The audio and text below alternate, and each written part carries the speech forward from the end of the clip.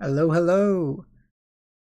We're starting like about 5 minutes early just to let, you know, people roll in and stuff. I'm not sure how many people are gonna end up showing up, but doesn't really matter.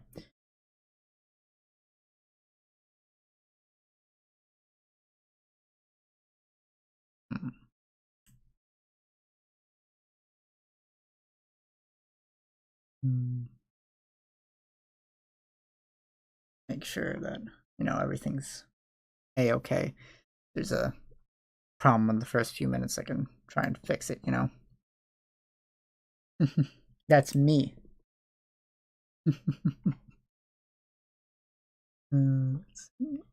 Saying that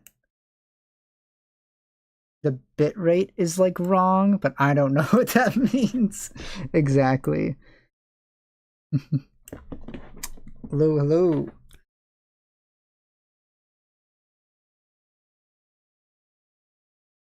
Can you do the voice of the guy who's like a red chili dipped in I don't know what that means. I'm gonna be honest. Yeah. So you guys can all hear me okay, right? The audio sounds good.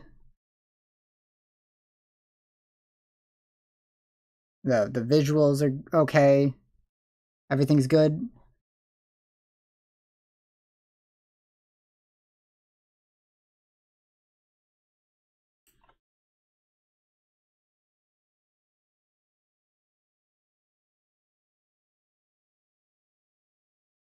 Okay. Okay, that's good. Well, if everything's fine, then that's good. As long as everything's good. I'm a little nervous, not to like actually do the stream, but just that things are gonna mess up and I'm not gonna know how to fix it.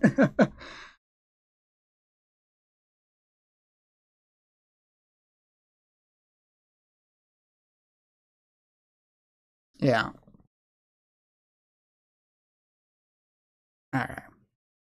Now, before we like get into the meat of everything, I think it's really important that we go over the tier list and what the tiers actually are, because this isn't a regular ABC tiers. Yeah. Yeah, no, so before we do that, I guess it's important to notice that this was from Jaru. Jaru made this tier list. It's the one that everybody uses. So thank you, Jaru, for putting the hard work of making the actual tier list for me. It's very helpful. um, you know, I'll try not to be too mean when I inevitably put all of your theories in the damn this sucks tier. um, yeah, so yeah, and if there's any theories we want to like add on to the tier list and stuff, we can do that as well. So yeah, but there's a lot of fun theories in here. I prepared a lot of stuff for the stream, lots of good images. It's gonna be great. Um, okay, so like let's go over the actual tiers. So at the very bottom, we got the fuck you trolls tier. This tier is for the baddest of the bad. Like, it's not enough that you're a terrible theory that's like 100% wrong. You also have to have personally offended me in order to get in this tier. There's at least one theory on this list that's getting in this tier. I don't know if there's any more after that, but there's at least one on here that's ending up in this tier. Yeah. Yeah.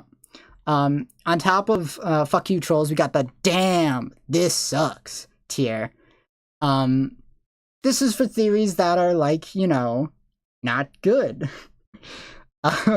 It's not just that they're like not particularly good theories, it's that they would also be like unironically bad if it would actually happen. It's like if this were to come true, it would make Deltarune a worse game, sort of thing, right? It's like not only do I not believe this theory is right, but I really don't want it to be right. you know. And then above that we got Cap. I was originally thinking of making this crap tier, but I thought that was just too mean for what is like one below mid. So we got that. So it's basically just C tier. And then above that we got like the mid slash the maybes, you know.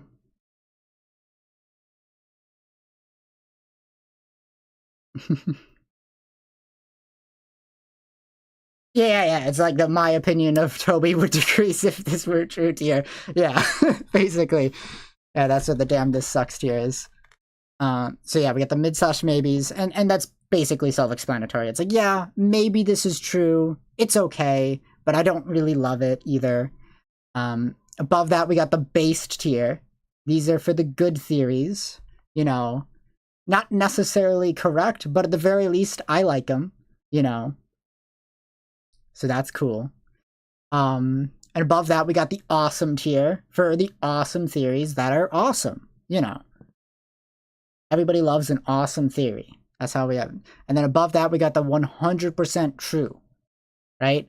So these theories are 100% true. They've got not necessarily literally 100% true. It's a bit of an exaggeration, but it's more of just that like these have so much, you know. Yeah, it's like it's so much like evidence for it that it's like, yeah, it's basically 100% true, you know. And then at the very highest, we got X rank, you know, for the baddest of the bad. This is just the best of the best. They're a tier of their own, you know. Gotta be extra special to get into X rank. Yeah.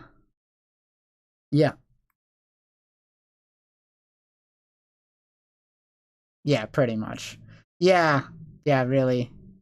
It would be like that. Because it's like, yeah, it's like, it's the 100% true tier very much is like it's like, there's too much evidence for it, you know? It's like, if you actually look at the evidence, it's like, it's overwhelming. Because like a thing about like media and like trying to analyze media is a lot of people will treat it like it's a real life crime scene where every little micro detail counts, right? But like when you're writing a story and stuff, you know, that's not really how it works. You know, authors make mistakes. I mean, the entirety of Undertale has like a huge plot hole that just gets lampshaded away, right? It's like Asgore could have crossed the barrier after killing one human and then killed like 6 more and then, you know, genocided all of humanity. But he didn't do that because he's a coward and because he's well written, right? But and that lampshading only works because Toby is such a good writer that he wrote Asgore's character in a way that it would be 100% believable that he would actually do it that way. You know? Because he doesn't want to do it. But it's like, it's a huge plot hole that's just get swept under the rug, you know? So, yeah.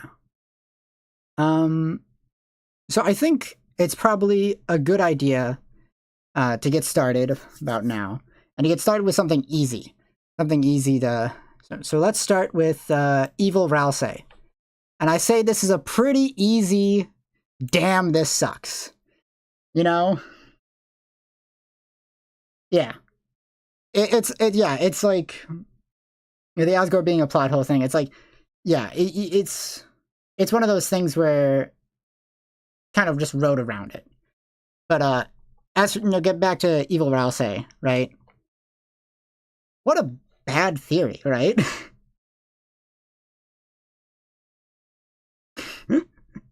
It's like I'm starting to think it's like I understand where people come up with the idea, and I understand where the logic comes from with this one. But the issue that immediately arises is this theory is like debunked by the merchandise. You know? It's like, why would Toby make Ralsei a plot twist villain, but then make this much merchandise of him? It's like, why would you do that? It's like he's so weirdly strict with the merchandise, refusing to make merchandise for like Noelle, Chris, or Susie, you know? But he'll make like multiple plushies for Ralsei. It'll make us all this stuff for Ralsei, and it's like, you don't make a twist villain and then make a ton of merchandise for him, you know? Like, you just don't do that.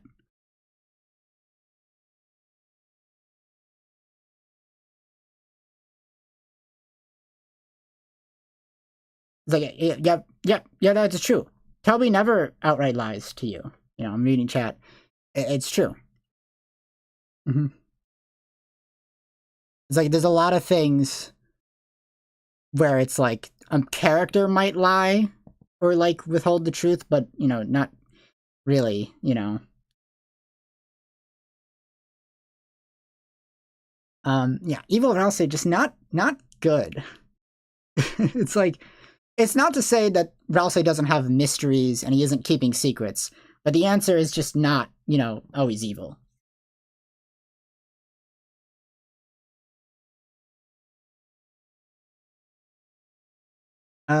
Let's go for another easy one. Noelle attacked Darkners at the start. I'm gonna say this is 100% true.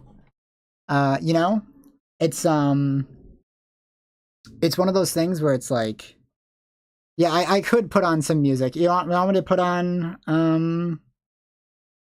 some music? Okay, let's see. Let's put on some My Castletown. Yeah, let's do that. I think that will be good.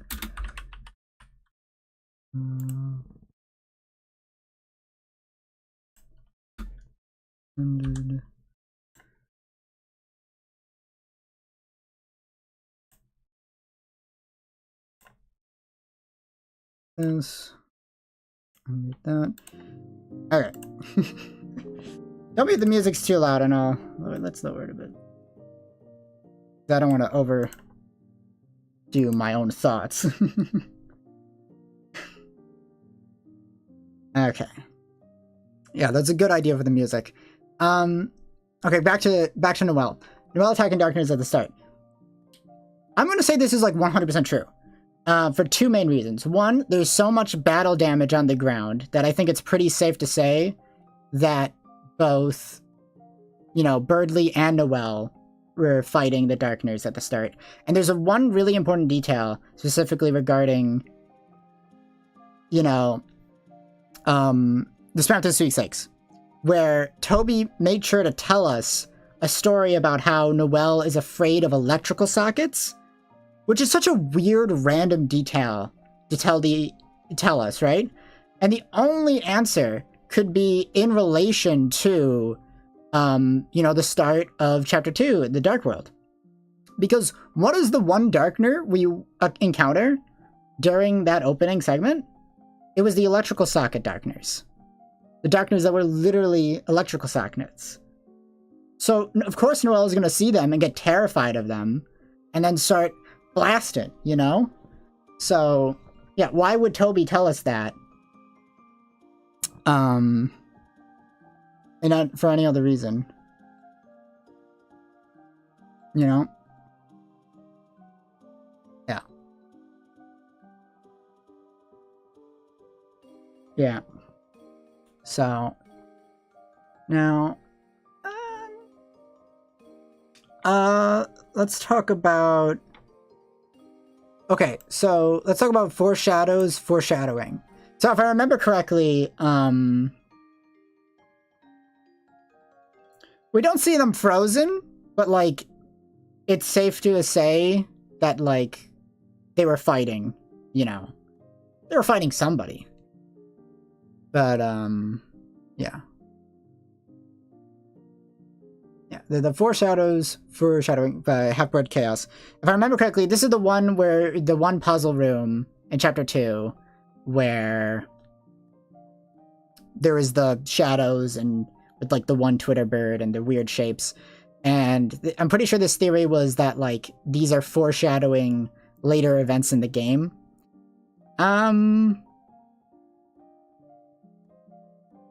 And it was like, and you know, I think this theory is I'm gonna give it a maybe. And that's kind of how I'm feeling on it, you know? It's like, maybe. It's like, I could see it being right, but I could also see those shadows being almost meaningless, right? It's like, okay, one's a Twitter reference, one's like a Homestuck reference, the other two are just random stuff that don't matter, you know?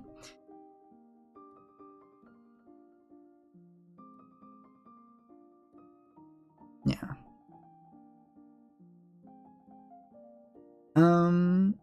Let's go on to Chris's Deltarune Kara. Let's talk about this one now. What am I doing for 420? I'm doing this. Yeah, Chris's Deltarune Kara. I'd say that's at least awesome. Somewhere between awesome and based. What are you guys feeling on this one? Do you think Chris, you know, being Kara, do you think that's awesome or do you think it's based? Because I could never put it below based because it's just so straightforward and clean, you know?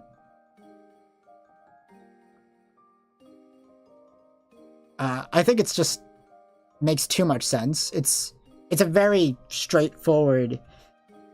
Yeah, Gaster is gay. No, Gaster is homophobic, but he's gay and homophobic. That's the important part because gay and homophobic are elemental pairs. You know. Yeah.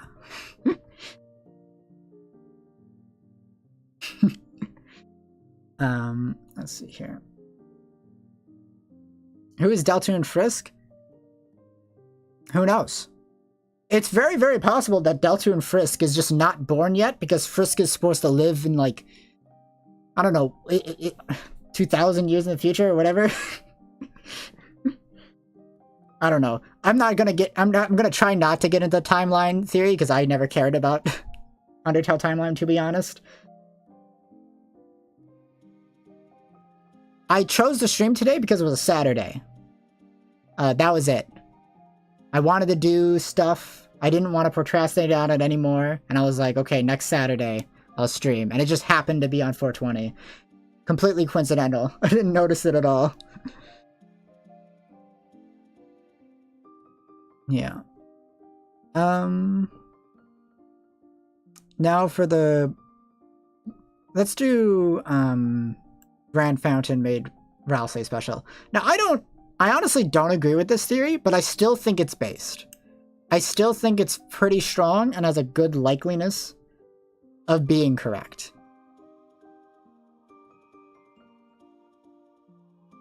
You know, it's like, it's very, like, simple. Of course, the real question with this theory, right, is like, oh, I could have done that. I prepared all these different images. It's like, for this stream to do later, but instead of doing that, I did this. So we're gonna get, Ralsei gets trolled back, and we're gonna pull him back out later. But, the thing with, like, the Grand Fountain made Ralsei special, right, is that the big question to ask is, okay, but why is the Grand Fountain special? It's like, you still gotta, like, answer that question, you know?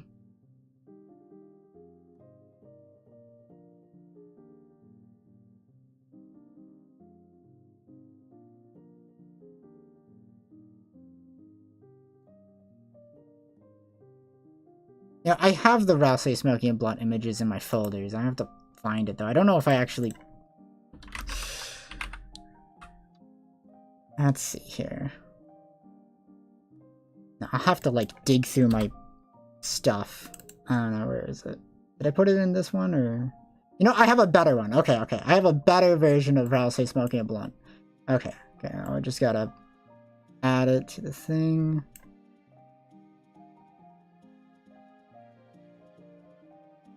Okay. We're gonna put him over here. There we go.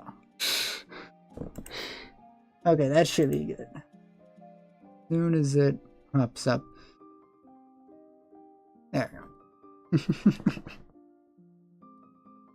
Okay, where was I?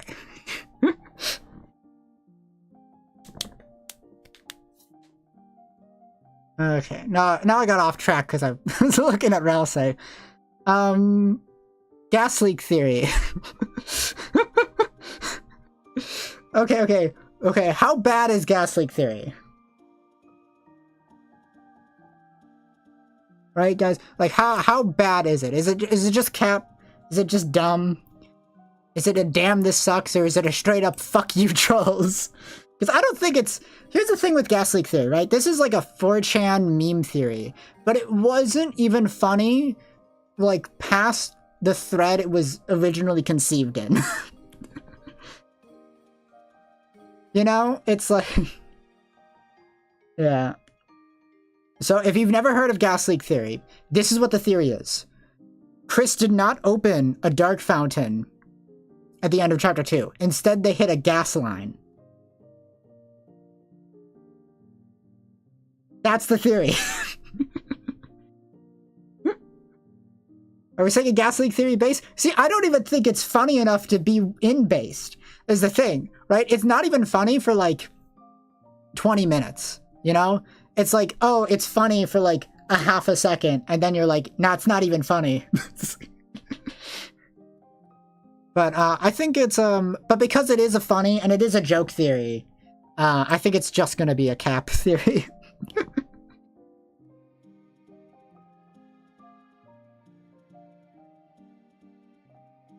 It's like, the theory is like, oh, 100% objectively wrong, you know? It's like, it's like objectively wrong. So, there's that.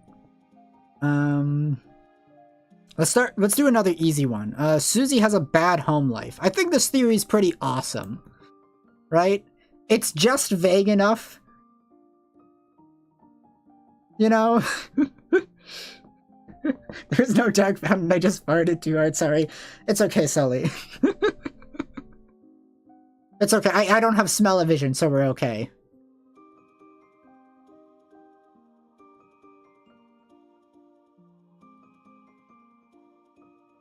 Yeah, I agree that, like, it's just a dream theory is pretty bad. The only thing that's, like, going for that is the fact that dark worlds are, like, heavily associated with dreams anyway. But, like, that doesn't mean they're not real. It's like, you know?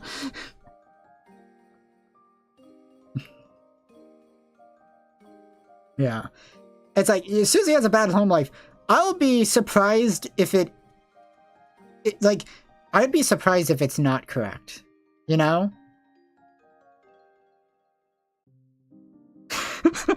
Susie has a bad home life is awesome. Sounds so bad out of context.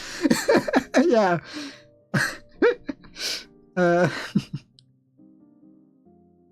Yeah, it's like I think the big question is in what, like, it's just vague enough where we can still speculate on how her home life is bad. Yeah. It's like, because it's like I had like one theory, it's like maybe she doesn't have a mom, right? Maybe it's like single father type situation, you know? You didn't miss too much, Comment Cat. Just like a couple, like Evil Ralsei, Gas Leak, Chris's Deltarune Kara. We're on Susie has a bad home life right now. You know? And I could see that being the case. Because she has like a bit of an odd relationship with Toriel, and so that's kind of where this thought coming from. You know?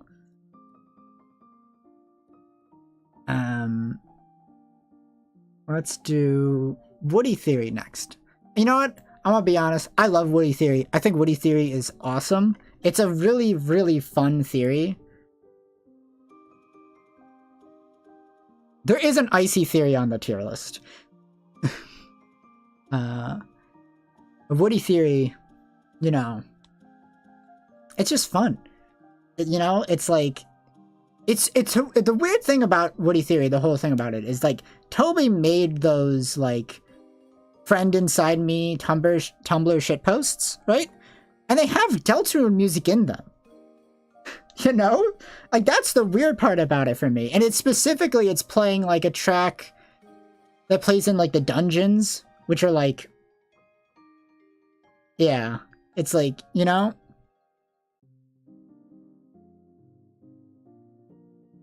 No, I'm not going to put an analog clock on the stream. I've already loaded up my thing with a bunch of images I'm going to use later.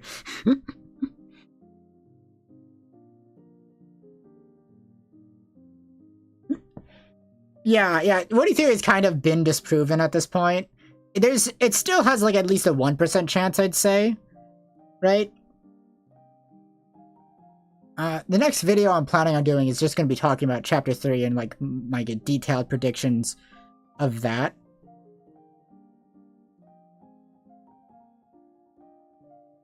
Yeah, Woody theory is the best crack theory. It's one of those crack theories that is, like, barely crack to me. Because it's like, yeah, no, this makes sense. I could see this being true. You know?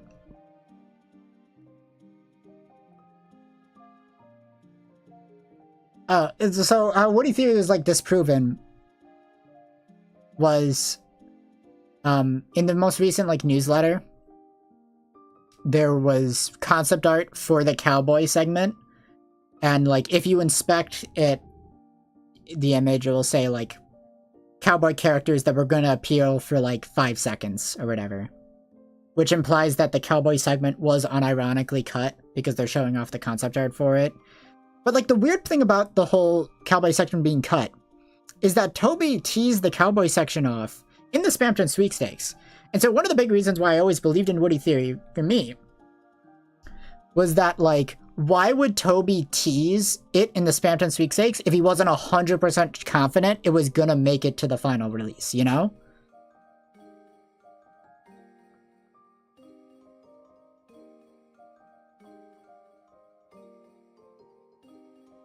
You know? Yeah, but, like, Woody theory was really great. So let's go on to the next one. Let's do Dark World in the Church. This one's like 100% true. Just like easy 100% true. It's so obvious. There's just no way, you know, it's not going to be in the church. You know? There's just no way.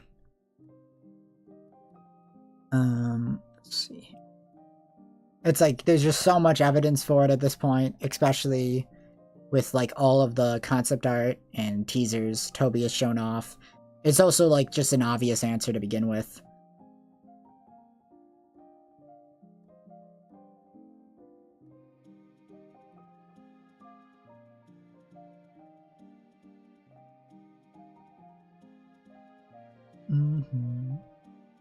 Okay, so next let's do Chris equals Frisk Deltarune. And honestly, I think this is a pretty mid theory. I'm not gonna say it's bad. I don't think it's bad per se. But I don't know. I don't really like it. It's like the only thing that for me that has going for it is that, like, Chris and Frisk have the same skin color. Right? They have the same skin tone, which is like Simpsons yellow. And to me, that's just like really weak evidence. It's like, oh, well, they're the same race. It's like, okay, so? It's like, is that it? They got nothing else, like, really connecting them. You know?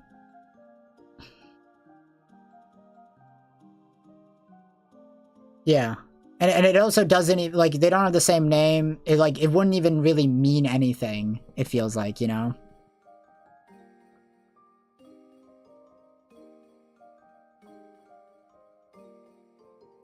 Everyone here in the video, shut up, Buzz, I'll kill you. I don't remember Jaru saying that, but I remember that video.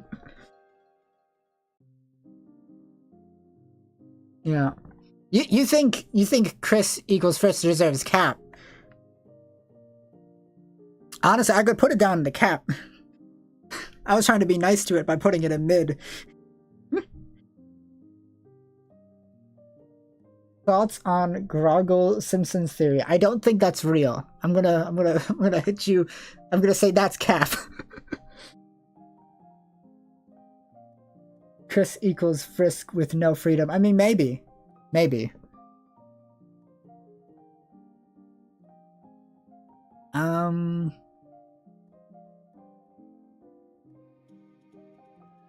Yeah, let's do secret bosses equals 7 deadly sins. Okay, so how do you guys feel on this theory? How do you guys feel on this theory? I'll put it down here just for now. We can talk about it. Right? I get the idea. Because it's like, oh, there's 7 chapters, 7 bosses, we can do the 7 deadly sins. But it's like, okay, but what is, like, what are the ones we've already have anyway? It's like, what is Jevel's sin, right? Wrath? Maybe. It's like, I guess you can say Spamton's greed. I guess that makes sense, you know? Yeah. Yeah, it feels unsubstantiated. Yeah. It's like, it's a neat idea. And I like the idea. I vibe with it. But it's like, it's hard to make, like, really strong secret boss theories. Because we only have 2 of them. And it does feel a bit basic. It is a little cliche. I agree. You know, it's a fun idea, but there's like other things you can do, you know. I think the weird thing to note about them so far is that they're both clown themed. Don't you think that's a little weird? They're both clown themed, you know? It's like Jevel's a jester and like Spamton is like a mime marionette. They both also have like amusement park stuff going on. Like Spamton's on like a roller coaster and Jevel's on a carousel. So yeah, I think putting secret bosses equals 7 deadly sins into cap is like fair because it's not. I don't think it's that strong.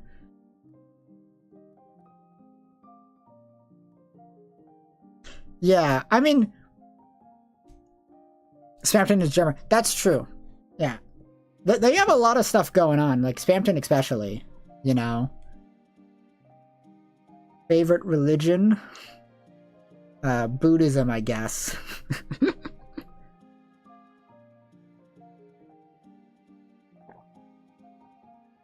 Yeah. I think that's a really weird idea because like even for my theories of like chapter 4, which like my theory of chapter 4 is that it's going to be like based on Lord of the Hammer and stuff. My only idea for that is just like, oh, I guess we're doing a Lord of the Rings parody. I guess Golem could be the secret boss. I guess. You know?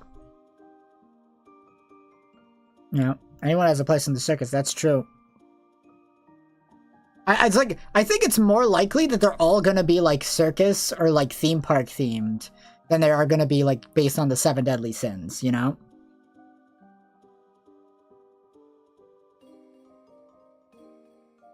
Let's do... Okay, let's do, Ralsei has Shadow Crystal. How do you guys feel on this one? Yeah, I want to see a Dragon Blazers Dark World too. That's my prediction for Chapter 5, is we're going to do Dragon Blazers.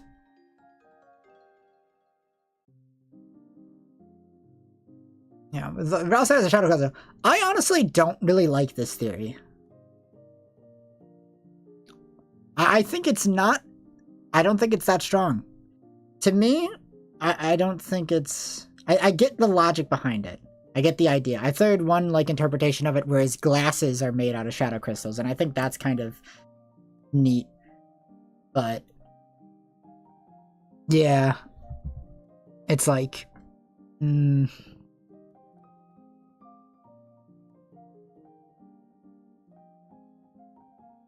yeah, it's a plausible, but there's no reason to believe it. Yeah, I agree with that statement.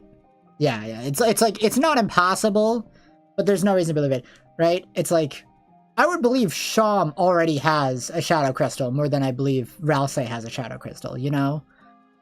Because Sham is so obviously, like, at least partially gaster pill. I can't wait for Sham to say the classic line in Chapter 7, me.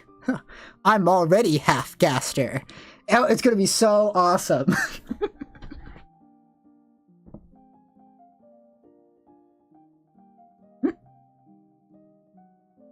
Yeah.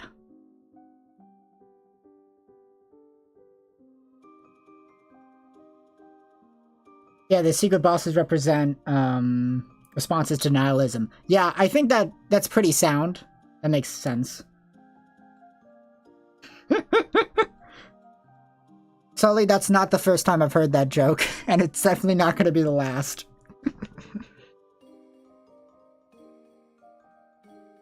Okay, let's get a little spicier. Let's do Chris summon the player. Now, if we're assuming this is like Chris's second voice, pretty much, then I'm gonna say this is 100% true. I love this theory. I think this theory is really strong, right? Because, like, so here's the thing about, like, the second voice and, like, the whole who put the soul inside Chris thing, right? Whoever it is almost guaranteed to be the person who also made Ralsei, right? Because Ralsei knows about the soul. They even know the name, right? You know? It's... So, to me, it's like, hey, whoever is, like, responsible for putting the soul inside Chris is also going to be responsible for creating Ralsei. And it makes most sense to me that Chris is just responsible for all of that. You know? Because Ralsei and Chris are obviously connected, and I'll get to that in a second, because I guess we'll... And since we're talking about this, it's probably a good idea to put the other one on here. Let's see, where is that? Ralsei. Let's just do all of these at once, since they're all kind of interconnected. So Ralsei is the red-haired headbands, obviously 100% true. And where's the other one? That's basically the same thing.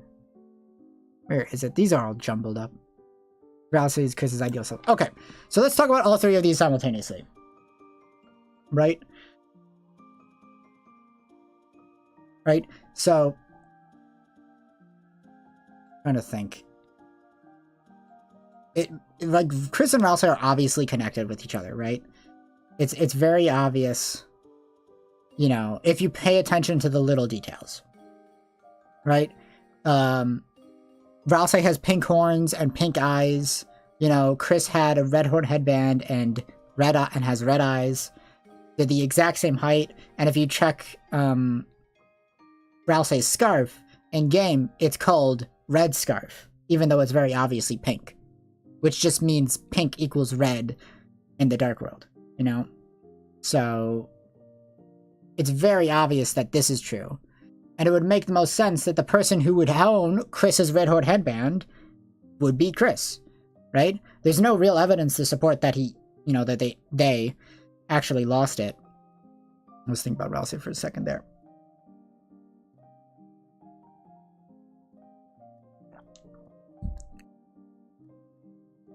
You know? And so it would make the most sense that Chris would use the headband to make Ralsei, right? If we're assuming that Chris is the knight, then it would make perfect sense.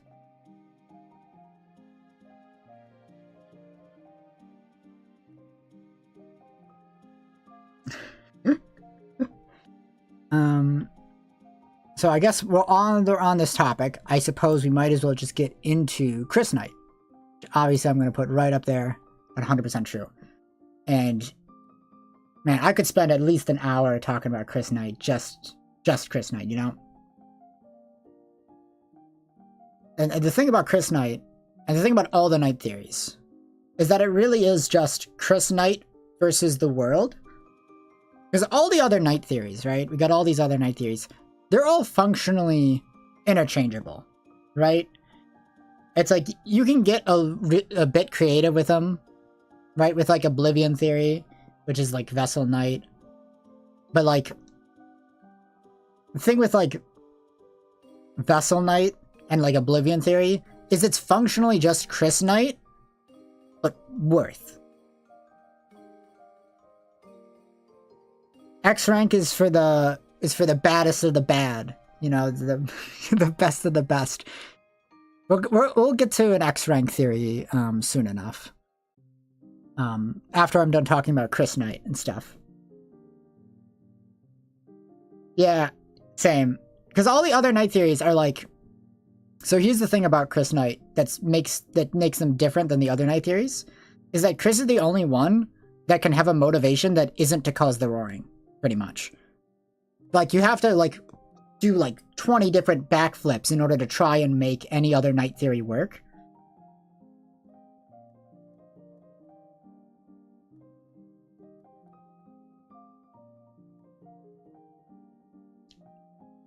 Yeah, Because it's like, if the knight is anyone else, right, then they're just opening up fountains in random locations, like, one at a time, which is just very weird in and of itself. It doesn't really make sense. It's very clear that the game has been written from the standpoint that Chris is the knight, and their goal is not to cause the roaring, you know? And it's like, if any other knight was trying to cause the roaring, then it's like, they should just cause the roaring. Just go make some fountains. Why don't they just make a fountain in their home? What are they, stupid? You know, it would be a huge plot hole, right? Even if there was like a time limit where they had a cooldown on how many fountains they could make in a day, they could still just make a dark fountain in the privacy of their own home, then make a neo dark fountain and then cause the roaring. You know, the only way we can assume that they can't do that is if Ralsei is lying. But if Ralsei is lying, that means Ralsei is evil, and we've already determined that Ralsei can't be evil because of the merchandise. So it's like, you know, it's like, it's a whole thing. And it's like, but the Chris Knight is different, because with Chris Knight, they can just be opening the fountains to go seal them, because Chris is the only character in the story that has that ability, you know? So the only way that another person could be the knight is with multi-knight theory. But the thing with multi-knight theory is that's just Chris Knight, but worse, because now you have to share, Chris has to share the spotlight with some rando we don't care about, you know? I mean, yeah, it's possible that Ralsei's mistaken, right? But then it becomes like a weird case of like, oh yeah, all the information we gave you near the start of the game, it was all just bullshit, you know? So that's like a whole other can of worms, where it's like, oh yeah, the reason why you couldn't figure out the story is because we were giving you tons of misinformation, you know? It's like, yeah.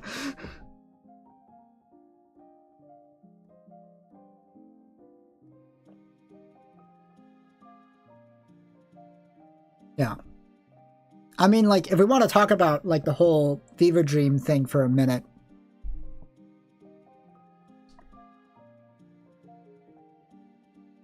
Yeah. It's like every other theory requires bad writing. Literally true. It's like the fever dream stuff.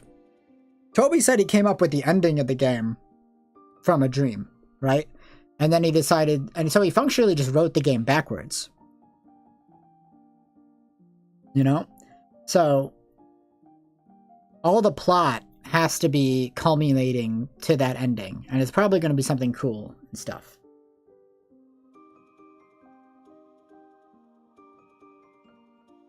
Yeah, the Dark World time thing.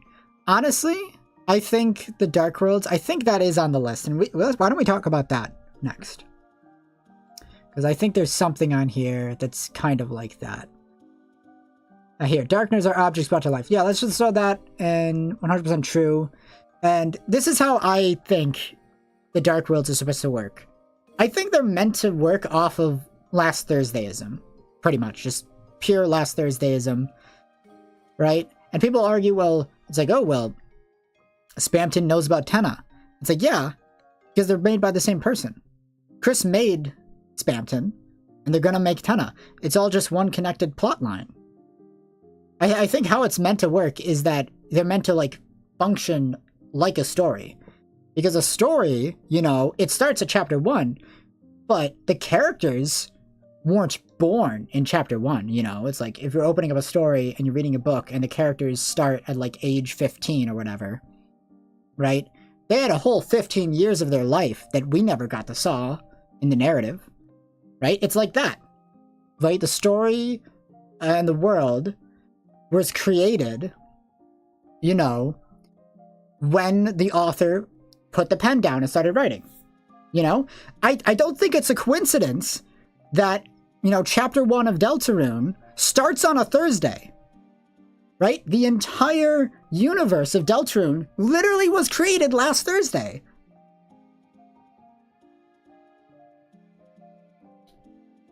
I understand the idea that it's like, oh, well, then the backstories are fake, but, like, you know, it's a story. It's all fake.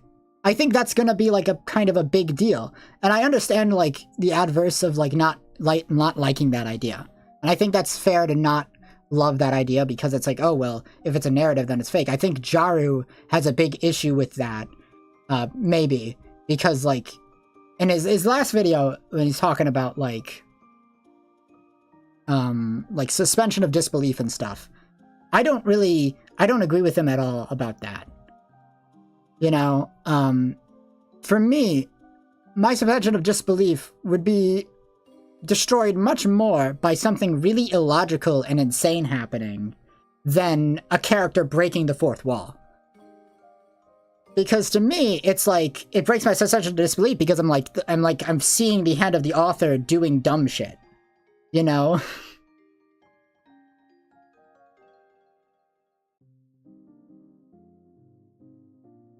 Yeah. It's like, yeah. Where it's like...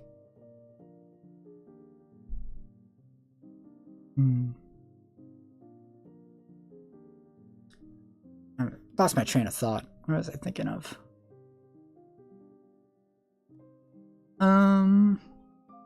Yeah, I think the dark nerds are definitely objects brought to life. It makes sense. What was I thinking of? Okay, well, let's just move on to something else, since I forgot. Let's see here. Asriel says Ralsei sing Don't Forget. You know, I don't think this is right. I think this is wrong. And I get the evidence for it because of the one, like, sticker. But I think Don't Forget is simply just... It's not diegetic. If anything, I think Des is singing Don't Forget. If it is meant to be diegetic. I think that makes more sense to me.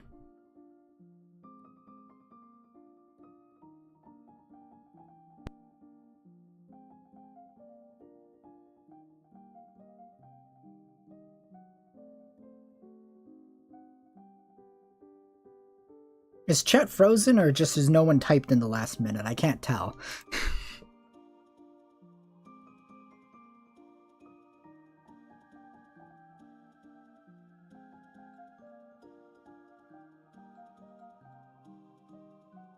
Okay, well...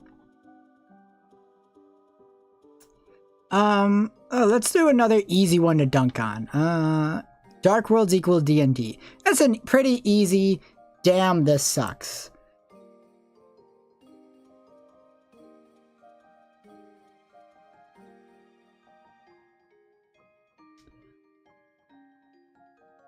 Yeah, no, I think Don't Forget is gonna be important. I just don't think Ralsei is singing it.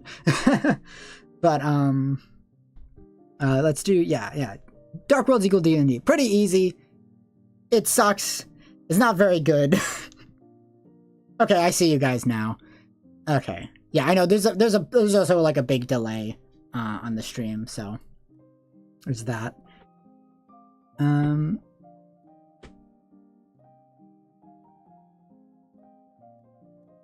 Yeah, it wasn't even good back in chapter 1, and it's like 100% debunked by this point.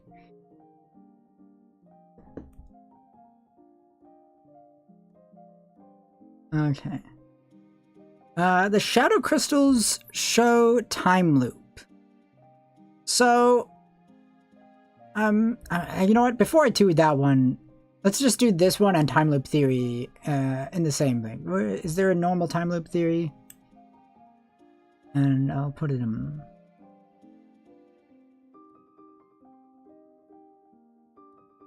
Is it here? I'm not sure if it is here. I can't see it. I don't think it is. It should be here. I swear there was a time loop theory one. But yeah, Shadow Crystals show time loop. I think this one's okay. I think it's good enough to be in based. It's not my favorite Shadow Crystal theory. I like the one where, you know, it's like it's showing you a reality where you don't exist. I think that one's better. It's next to homophobic tutorial? Okay. Oh, here it is. Thanks. Okay, so we can put both of those in there. As for like time loop theory in general, I think it's a pretty decent theory. I think it's strong enough to be put in based. I like the theory. I think it's possible, but I'm not like in love with the theory. I don't think it needs to be true for the game to make sense, but the game can definitely make sense with it being true. That's kind of how I feel about it. Yeah, definitely. Right? In order for time loop theory to make sense with that part, it would be like, oh, Chris has to like die at some point in the plot. And honestly, I don't think that's going to happen. I think Chris is going to be one of the few characters that doesn't die.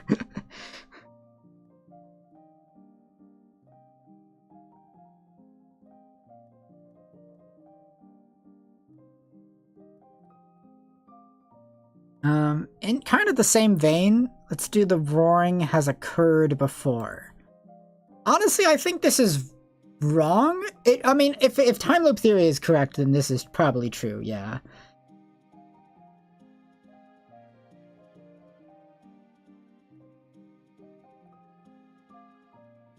But I'll put it in the mid tier. Roaring has occurred before. Honestly, I only see it really making sense in a time loop theory, but yeah.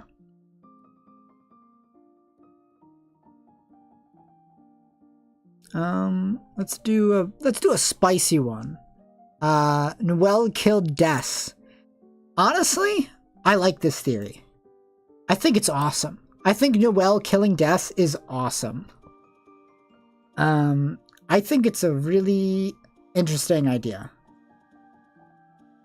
And I was thinking about Des and what's gonna happen with her in the story. Right? And I had this idea of like I was thinking about who is going to be the chapter 6 boss, right?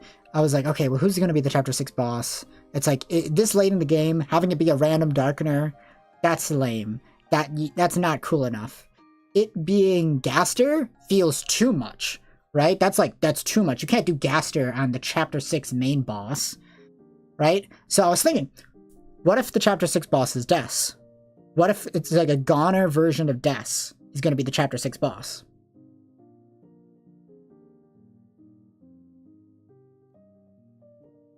Yeah. And it's like, what if the idea is that Des died, Noelle killed her, and then became like a goner and became like a Gaster follower. And her soul is in like a vessel that Gaster made for her. Right?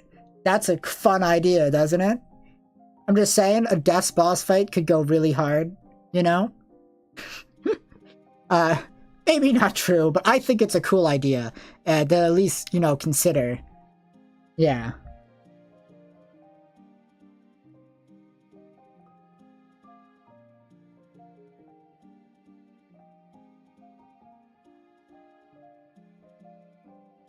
Okay, let's do another one. Let's go with Universal Mother Theory. I like Universal Mother Theory. I think it's pretty based. I think this is a fun theory. I think it makes a lot of sense in some places, right? This theory is that Queen represents everyone's mom. So how she acts towards them represents how their mom acts towards them and stuff. It definitely makes sense with Noelle and what we've heard about her. I feel like it makes a decent amount of sense with Toriel and Chris. Obviously, it doesn't apply to Ralsei. Multiverse. Yeah.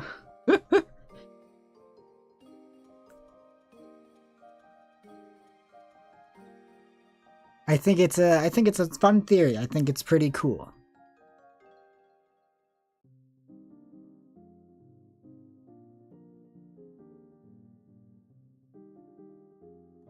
Yeah. Let's do another good one. Let's do intros to chapters are flashbacks. This one is 100% true. I believe this with 100%. I would put money on this that this is true. So how are you guys feeling on this theory? The theory that the intros to chapter 1 and 2, you know, the blank text, the black screen, the white text, well, the one where it's those nobody can choose who they are in this world, and the one where Toriel's like, is that a knife? No! Those two. Right? I think this is 100% correct. To me, because it's like, Toriel's reaction doesn't make sense being played out in real time. It's an extreme overreaction to the pie being eaten, and like the dialogue makes it sound like she's walking into Chris's room, right? Which is not what's actually happening, you know? And on top of that, there's like a bloodstain in Chris's room. That gotta come from somewhere, right? You don't just put a bloodstain in a character's room and then never address it ever in any way, you know? And you know, I've said my theory about the intro to chapter 1, and that also is a flashback. Because I think what's meant to be happening is that those are meant to be Chris's memories, and we're kind of like seeing them from Chris's POV, essentially, but without like visuals and just audio wise. So, and like the intro to chapter 1, where it's like nobody gets to choose who they are in the world, you know, I 100% believe that that's Chris speaking, and that's Chris speaking to Ralsei, and that's a flashback to when Chris made Ralsei. And that the full thing is going to be like, your name is Ralsei, because that's Chris giving Ralsei their name. And I think that's going to be a really important plot point, especially towards Ralsei's character arc, and I think we're going to see that touched upon again in chapter 4, when Ralsei, you know, going to go through his character arc.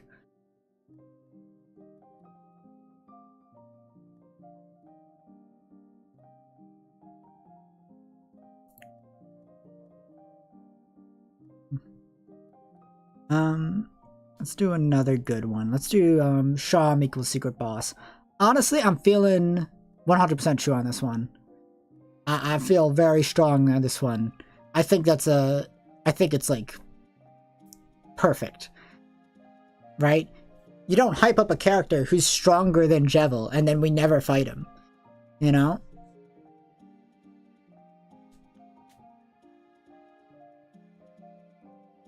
So I'm feeling pretty good on that one. Do another basic one. Let's do T-Theory. I'm gonna say 100% true on T-Theory too. Like, what are the odds that T-Theory's wrong, right? It's like, we just, it's like, oh yeah, no, the T is totally something else. It's like, what else could it be, right? It's like anything else I feel like would kind of just be weird trying to interpret it as not being correct. You know?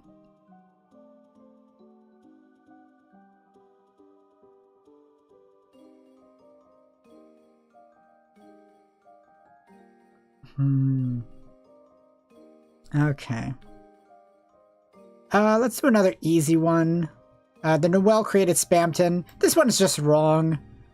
But, like, it was, you know, conceived during a time of, like, you know, new information, and then, like, information came out really quickly that debunked it.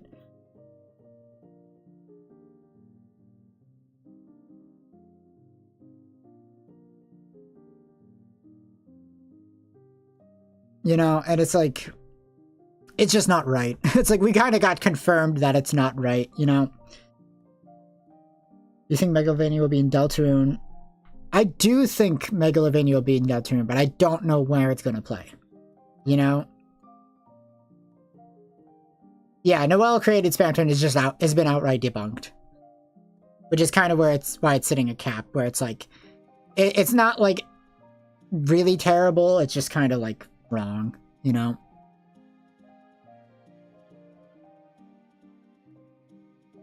Let's do another easy one. Let's do this, thinking of like Megalovania and stuff, why don't we just do the Gaster theme battle remix by Andrew Cunningham. That one's awesome. It's a pretty awesome theory. Yeah, it's awesome. There isn't too much to it. It's just like a straightforward analysis of, you know, I think like the Jevils theme. Yeah.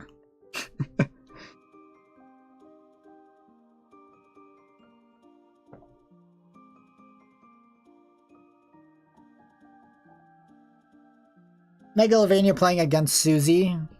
Definitely a cool idea, I'd say.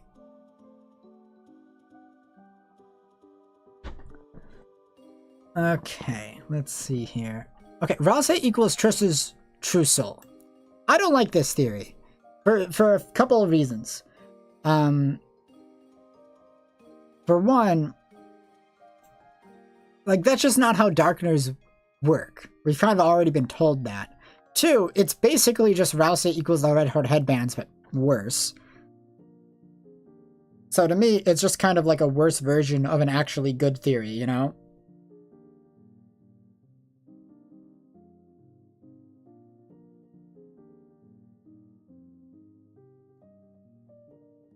And it's just like, yeah, it's like, there's a couple of things that would need to be true for that, which is like, fine, like that part's not bad. It's just a matter of like, okay, but why is Chris's soul turning into a Darkener? Right? Like, that's the part that, like, annoys me. It's just like, that's not how this has been set up to work. Why would we get, like, some weird new rules? It's like the soul that we're controlling doesn't turn into a Darkener in the Dark World, you know? It's like, it stays the same.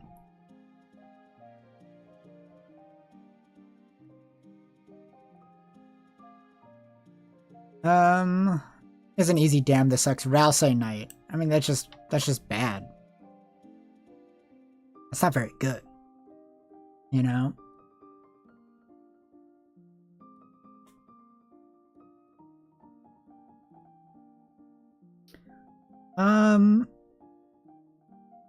You know what? This might be a controversial take, but I'm gonna put Knight Alvin and damn this sucks.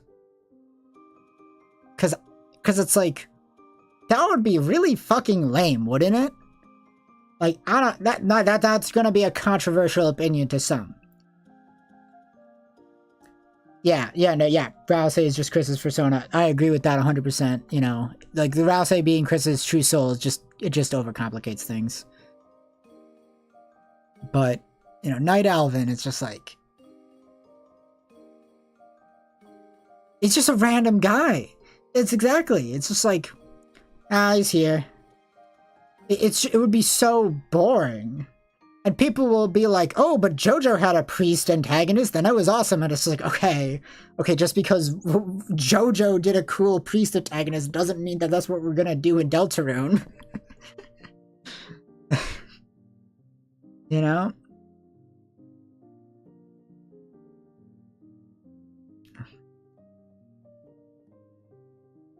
Now, I think it's time that we get a little spicy in here. And then we do our first X rank theory. Okay? First X rank, everybody. It's gonna be exciting. That's of course it's Toriel is homophobic. Easy X rank. Easy X rank. You don't get better than this, baby. This is top of the line theory crafting. It's simply the best, you know? Simply the best. And we got a special guest to celebrate the occasion. That's right. It's homophobic Toriel herself. She came here with her little homophobic pride flag and everything. It's perfect. It's amazing. Yeah, she's just gonna be here for the rest of the stream now. Hope you enjoy that. Okay.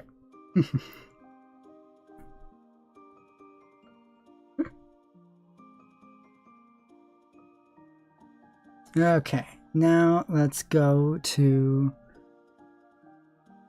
Yeah, I agree. The vessel is probably going to be a Chapter 6 secret boss. I think that sounds about right for what the vessel is going to end up being. Okay, so this is an interesting theory. Chris is a vessel.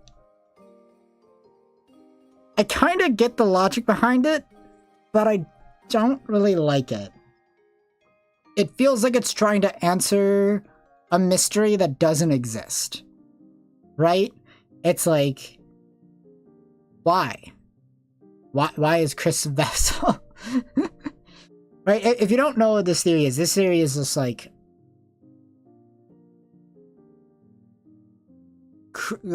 Chris was literally created by Gaster. It's some silly nonsense like that. I don't know. You know what? Honestly, I don't like this theory. Yeah, I'll just put it in damn this sucks.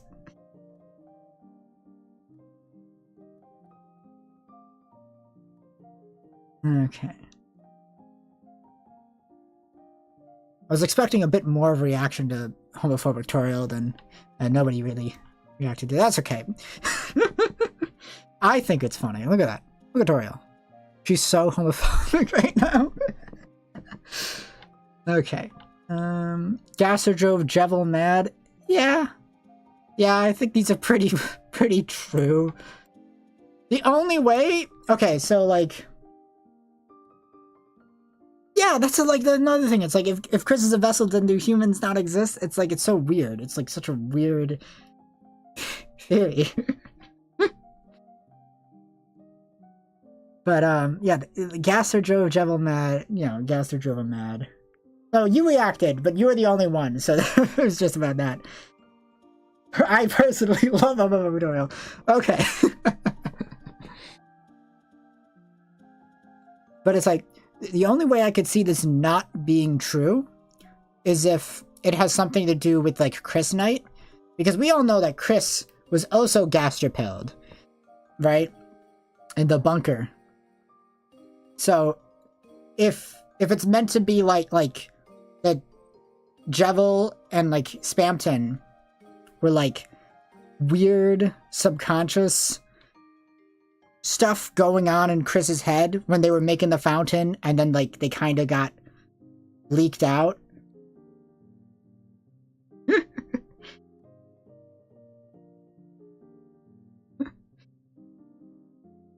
Oh, you missed homophobic tutorial. But it's okay, you didn't really miss her. She's still there.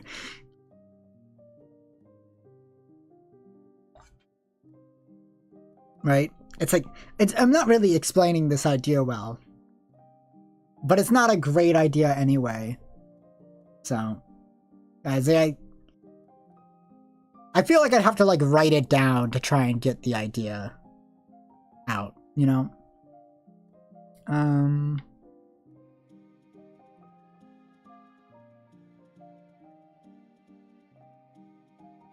Okay, let's see. Gaster is central to the plot. I'm gonna hit you with the... Awesome, I guess? Or maybe 100% true. It's like... How do you even argue against this theory? Because it's like, the very start of the game is Gaster, you know, like, talking to us and, like, us making a vessel with him. So it's like... You know?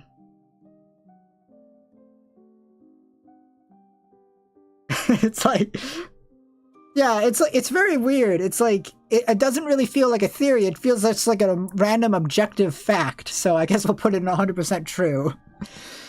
Yeah. Yeah.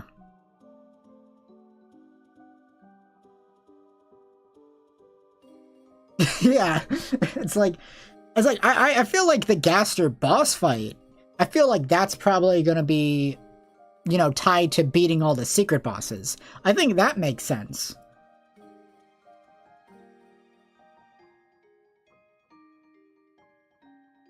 Yeah, the knight creates the characters in each Dark World, except for the secret bosses who are like accidental creations. Yeah, that's kind of what I was trying to get at. That's pretty much what I was trying to say. You know? Where it's like, it was like a piece of the subconscious that kind of got leaked into the Dark Worlds somehow. And that they got secondhand gaster pilled from the knight creating the fountain. Something like that.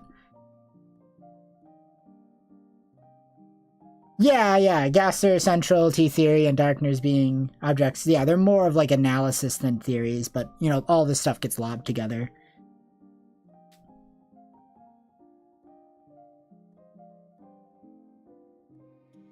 Yeah.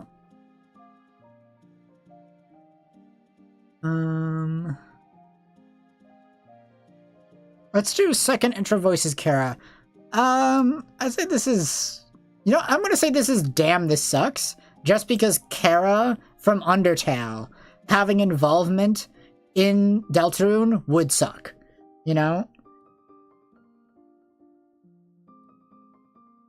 Yeah, I think we're just gonna keep the music how it is. Hopefully you guys haven't gotten sick of it yet, because it's about to loop. I could listen to this song all day and not get sick of it, so that's kind of why I put it on.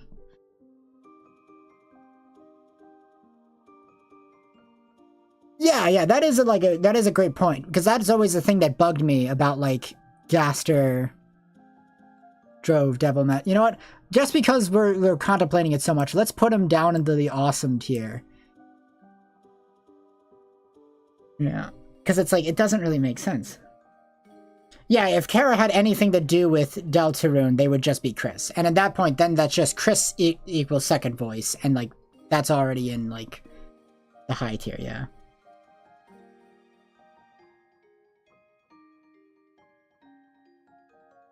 Yeah, that's always been a thing that bugs me about, like, Jevil and Spamton. It's like, how are they making contact with Gaster? The only way it really makes sense to me is if Gaster was, like, fucking with the items that they were...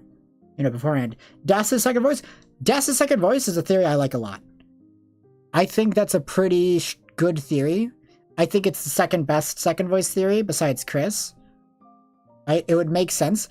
But that, to me, Death's second voice is kind of tied with Death Knight.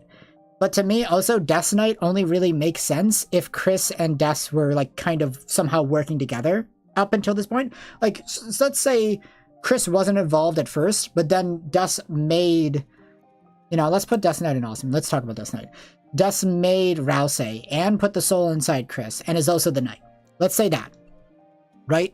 And then, when Chris and Ralsei talked with another behind our backs in Chapter 1, Ralsei explained the situation and what's going on to Chris. And then Chris was like, oh, okay.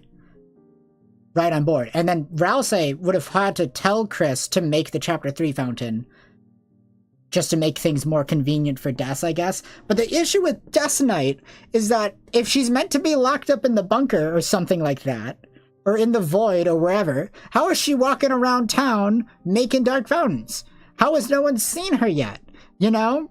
I think Death Knight is not a terrible theory, but it also does have a lot of issues, you know?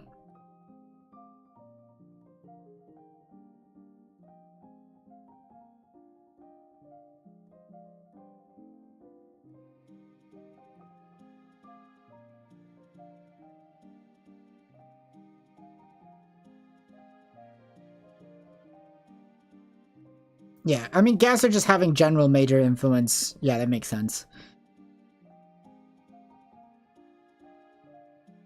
The god of Deltarune is, of course, Toby Fox. Which is why Toby Fox is definitely the Knight. Come on, guys, obviously. Now, I don't have any funny images for this one. But, I do have a video that's planning to be coming out on my second channel eventually. The script for it is written. It's kind of an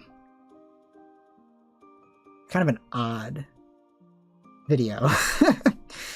But it'll be funny. It's one of those things where it's like you have to have it's like a lot of like confusing jokes in it. I don't know. It's hard to explain.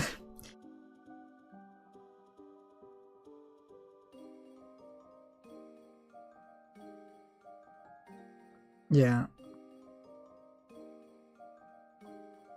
There's a lot of interesting things that can happen with Des, you know, throughout the course of the story. Des being the Knight is one of them.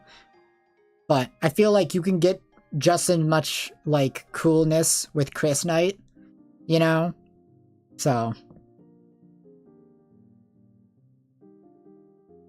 Yep, that's true. You know, Toby was in the library the day before, you know?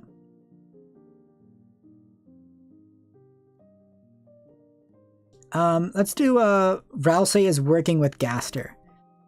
Now, this is like one small part of a lot of different theories. This is a pretty popular theory, and this is probably going to be a controversial opinion, but I think it's just kind of mid. And I don't even think this theory is necessarily bad. But, you know, I don't like it. And I get the logic behind this, right? It's like, it makes some amount of sense. Because it's like, Ralsei knows about like the fourth wall, and they know about Chris and the soul situation. So if you believe there is no second voice, then this makes sense. You know, if you believe that Gaster put the soul inside Chris.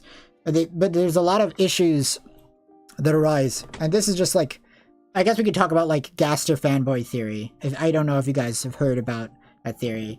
It like, I don't remember the exact details on the theory, but basically like Gaster's seen the ending of the game and it's a bad ending, and he's trying to like make a good ending, and he's like getting us to try and help with that. But like, the issue I have with Gaster fanboy theory is like really straightforward, which is that it turns Gaster from the obvious antagonist that he is, you know, to like a good guy. And that would be kind of lame, honestly. Because like Gaster's being built up as like a very serious antagonist. He's driving the most powerful entities in the Dark Worlds insane. You know, he's like, he stole Chris's soul. You know, there is no interpretation of Deltarune that does not involve Gaster stealing Chris's soul. You know? Right? It's like, we know very little about him, but we do know one thing, is that he's being built up as an antagonist. It's like, yeah, fear the man who speaks in hands. It's like, yeah, obviously Gaster's not a good guy. So it's like, I don't really like any theory that has like good guy Gaster energy, you know?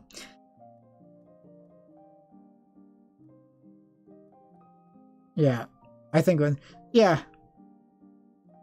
I have a big theory involving Snowgrave, and I'm like working on a video for it and stuff. It's going to be a really good one. So I probably won't talk about it here.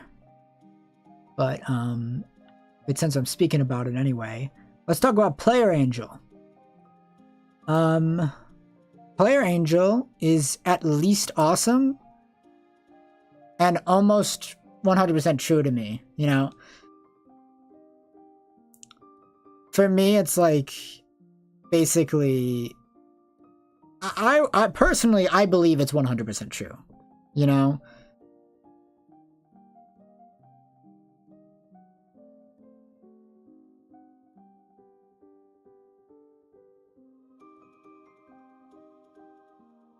Yeah. Yeah, like the whole Ralsei having a script thing, there's a lot of stuff about that, but that can be easily be explained by Chris Knight, you know. At Player Angel, I think it makes too much sense. There's a lot going for it. It's like, if the whole thing is banishing the Angel's Heaven, it's like, how do you banish a location?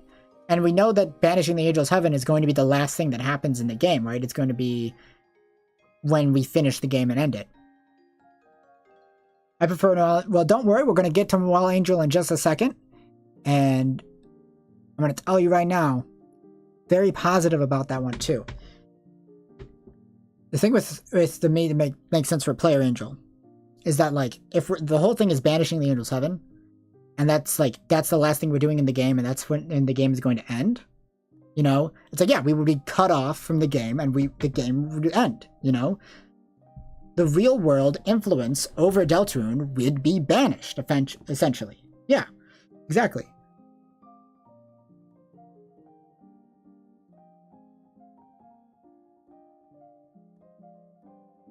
Yeah. The idea is like, hey, if Chris is trying to fulfill the prophecy, what I think Chris is trying to do as the knight is that they're trying to do multiple things at once. I think they're trying to, like, maybe save Dust and, like, use the power of the soul to do a thing and then get rid of us, you know?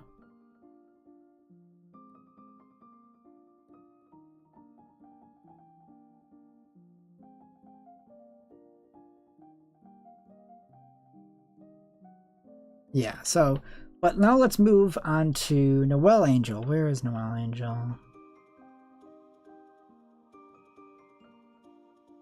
Should be on here.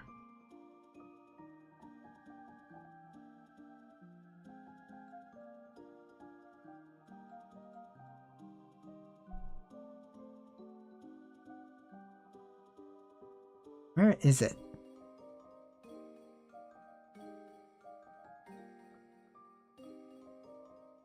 Yeah, I agree. I think Player Angel would be a cool ending, especially with the boss fight against us. Because that's another thing about Player Angel. Because I can't find fucking Noelle Angel. Tell me where if you see Noelle Angel, because I can't find it. But the thing with like Player Angel is that we would effectively be the final boss, and then we would be fighting the main party, right? And I think that's what Toby had a dream of. I think that's the idea of the ending that Toby had. That there was like a JRPG where at the end of the game, you would switch perspectives, and then you would play as the final boss, and you would fight the party. I agree. Because that's the thing, right? Here's the thing. The final boss of the game is going to be Noelle. But we are going to play as Noelle for the final boss. I feel extremely confident on that. Like, extremely confident. Right? Because it's like, especially when you factor in Snowgrave, right? Why do we, as the player, have a vested interest in making Noelle stronger for any other reason than that? That would just be the ultimate ending of Off, though? I mean, yeah. I guess. I haven't played Off yet, but yeah. Yeah, but the thing is, but here's the thing about Noelle Angel, right? It's like, say Player Angel is wrong, but Noelle Angel is right. Right? When it says banish the angel's heaven, that doesn't necessarily mean kill the angel. That just means banishing her heaven. So if we're assuming Noelle Angel is correct, then her heaven could literally just be the dark world she made that could threaten to cause the roaring, you know? So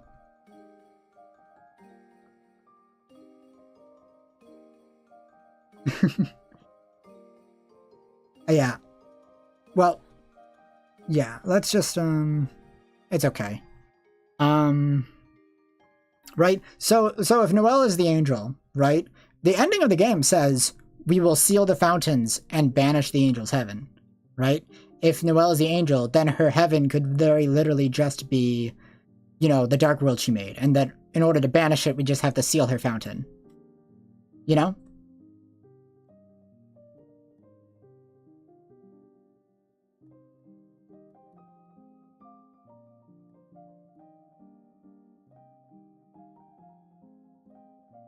Yeah. I'm surprised Noelle Angel isn't on the list either. You think it would be. That's like a grade A theory, you know?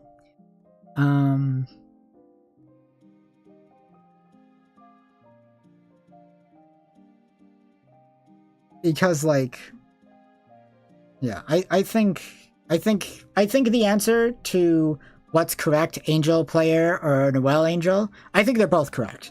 That's how I feel on the Angel thing. I think both are correct.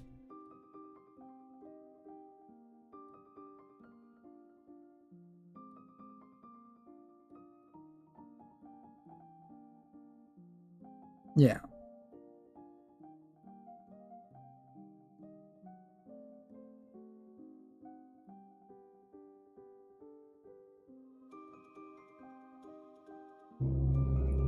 Oh, loud car. Sorry about that. Let's move on to player will leave Chris and then become the vessel. If Player Angel is true, then what role would Gaster play? I don't know. He's just there. I don't think Gaster needs to play a big role as much as he just needs to, like, you know, be a nuisance. Like, when it you know, yeah.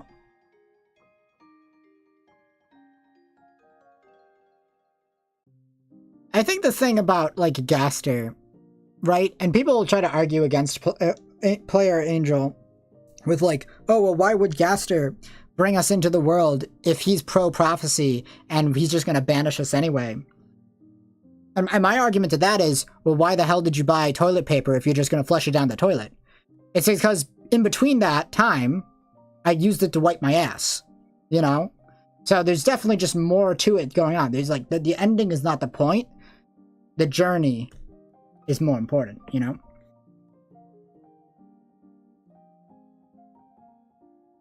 Yeah.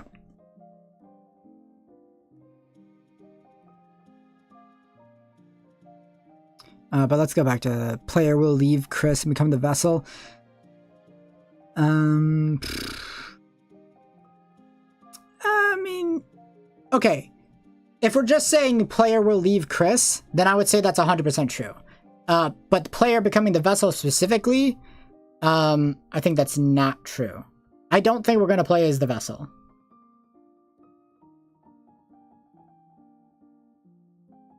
You know?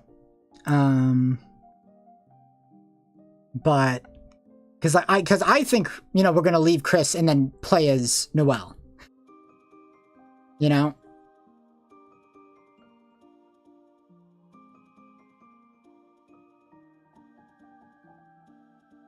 Yeah, the player controlling the vessel would be too much of a... That's the reason. Because, like, here's the thing. The reason why I believe that, like, we will switch perspectives and play as the final boss is because why bring up the plot point that we are playing as the soul and that Chris has the ability to rip us out and stuff?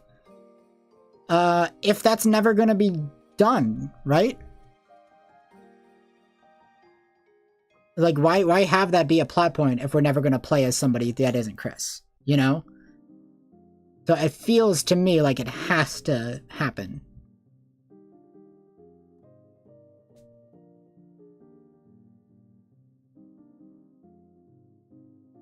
Yeah, I think the vessel is gonna be a secret boss. Because, like, a big point, especially, like, touching on the same thing, like, Spamton was trying to steal the soul from Chris. He tries to do that, like, twice. So, characters trying to steal Chris's soul is already a plot point that the game has been, like, building up and stuff. So it would make sense to, like, build it up throughout the course of the game and then have that be, like, the ultimate conclusion, you know? Is that all these characters show up to try and take the soul. I imagine the vessel secret boss fight, they'll show up and be like, Jim comes to reclaim what's rightfully theirs. I named my vessel Jim, by the way.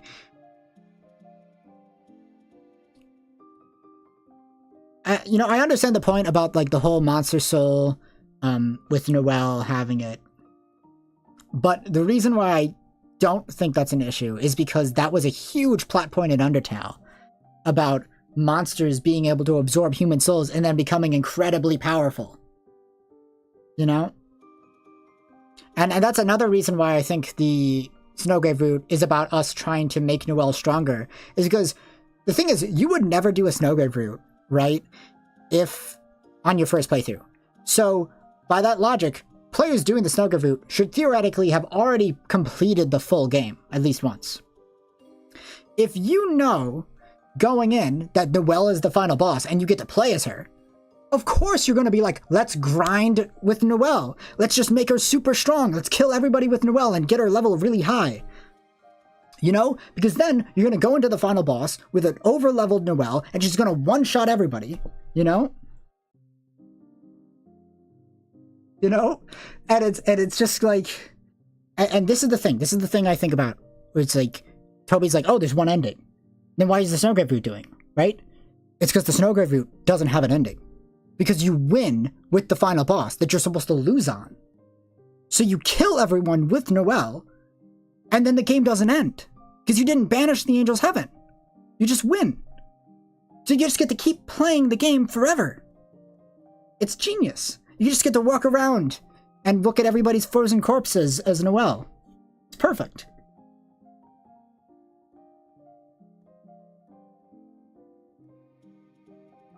Yeah, Noelle can already one-shot. That's true. But could they one-shot, you know, a level 7 Chris? You know, that's the question.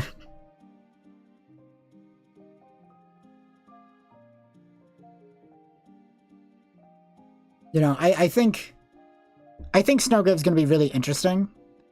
And I'm excited to see where it goes. But that's my theory regarding it and stuff. I think it makes sense. It makes sense to me.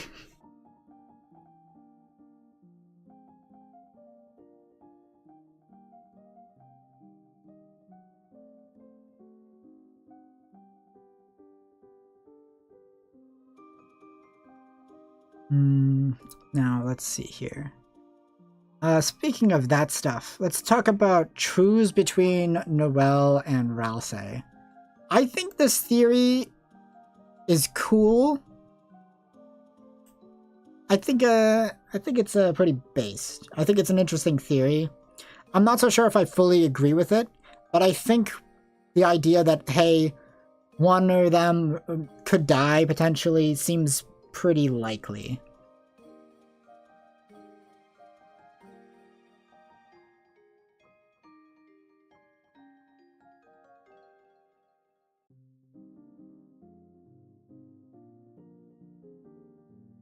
I do think Toby is designing for the hypothetical audience that has access to all chapters sort of thing. I think it's more of just a matter that, like, it would make sense to have the Snowgrave route have something to do with the ending, you know, to me. I think that makes sense.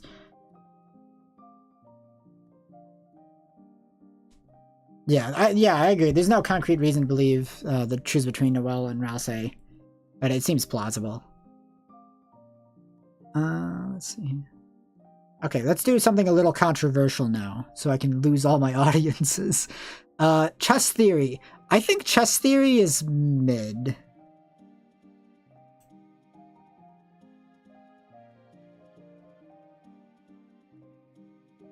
Yeah, honestly, I don't think there's much going for it. Like, I get the logic behind it, but my big issue with chess theory is that there was like a 2-minute chess segment in chapter 1. Why do a chess segment in chapter 1 if you're gonna base the entire game around chess? Yeah.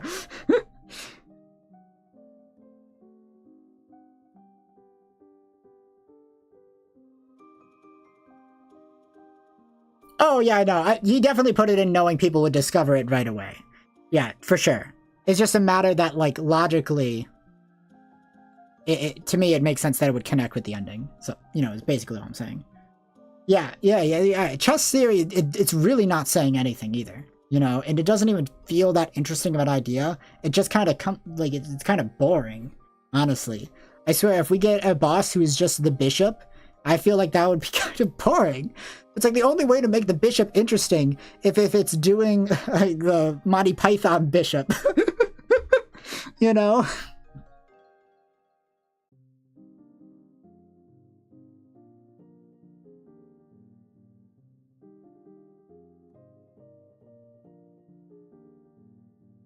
Yeah, it also doesn't even make sense with how, like, we already know that the next chapter boss is, like, Tenna, you know?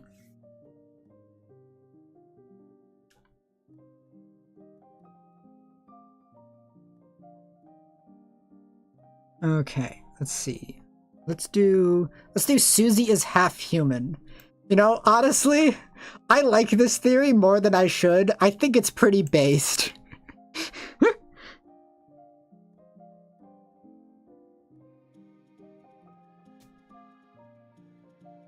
Yeah, Susie is half human. This is such a weird theory.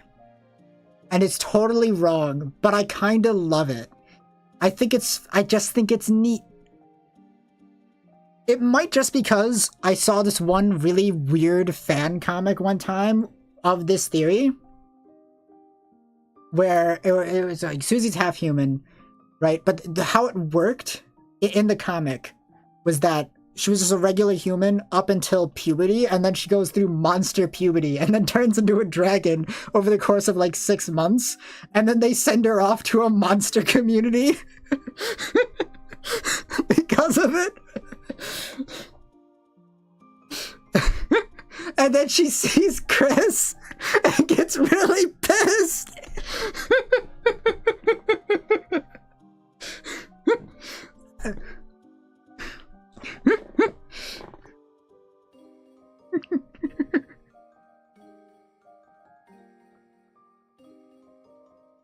So yeah, Susie is half human. Totally wrong.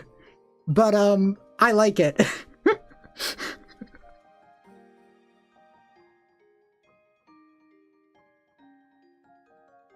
Of course, we don't have Chris is half monster on this tier list, which of course would go right up to X rank. as a brilliant theory. If you don't know what the theory is, right? Toriel had an affair with Varric from the Earthbound Halloween hack. She then got pregnant with Chris, and then gave birth to Chris. Right? It's very simple. Asgore, being really stupid, did not realize at all that Chris was not their child. If you're wondering how Chris being half monster works, they're monster from the waist down. So later in the game, you know, they're gonna take off their shoes and reveal their monster feet. You know. It's gonna be a big twist and super important to the plot or something. I don't know. Anyway.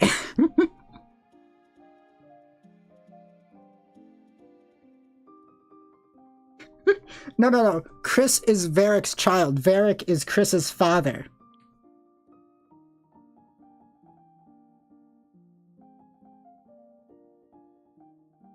Or wait, did I say that backwards? I think I said that. I might have said that backwards. You know what I mean. Okay, while we're on the topic of that, let's do Sans' Nest. Obvious X rank.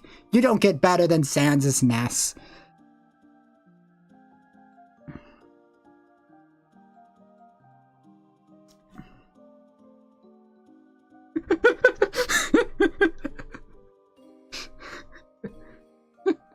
Okay,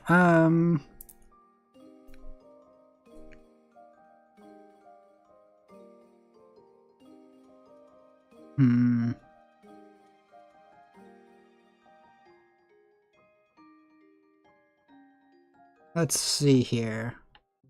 Oh, Susie from a Human Community. Okay, this one, I say this one's pretty awesome. I think it makes a lot of sense when you factor in that she's, you know, got moved in to town somewhat recently within the course of, like, assumedly last year or two. You know?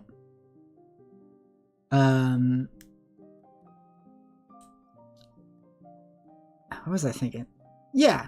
It makes more sense than Susie being half human, but Susie being half human is definitely more fun. Yeah, Susie from a Human Community, it feels like it makes a lot of sense. She's so weirdly, interested with blood, you know?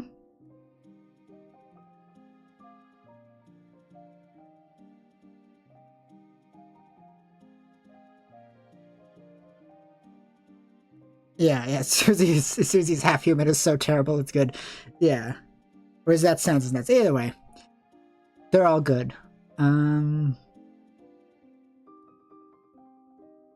Okay, let's do like one more and then we'll take like a short intermission. Like a real short intermission, just to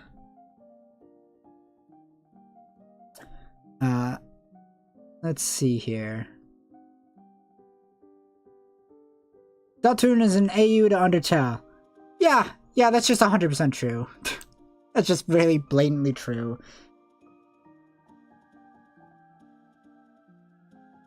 Yeah, like I would not be surprised at all if Susie from a Human Community is like is actually true, and we get to learn about it later.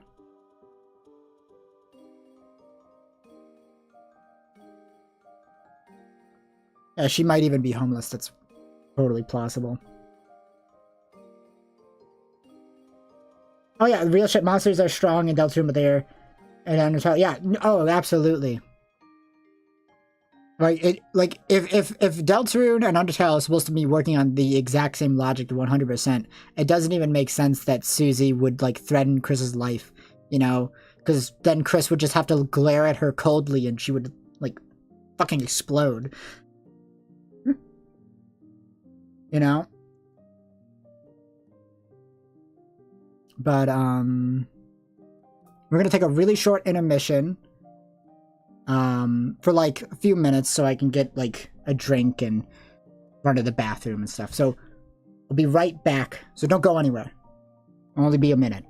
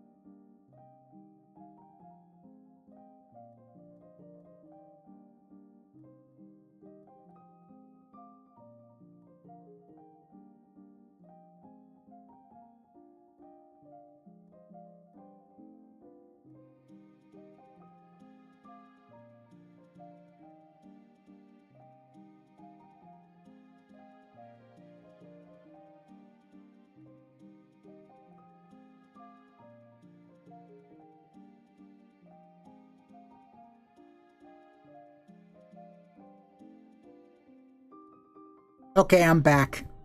I'm back. Awesome. Okay. Now, let's see where to do now. Gaster made Deltarune. I feel maybe. Maybe. Could work.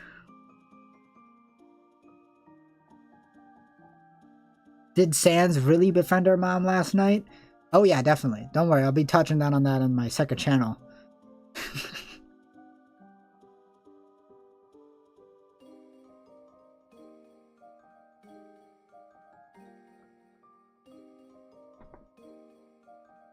Okay, here's an easy one. Birdley has fallen down in the weird route. Yeah, that makes sense. I mean, he's dead. It's basically the same thing.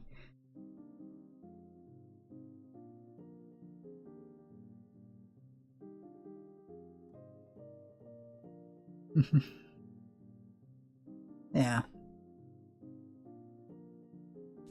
Okay.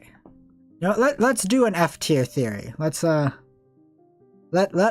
a real F tier theory. Let's see. Ralsei equals girl. Easy fuck you trolls. Cause what the fuck is this shit? What rancid shit is this? Dude doesn't know how pronoun works. Come on, man. This is an easy, and I mean easy, fuck you trolls.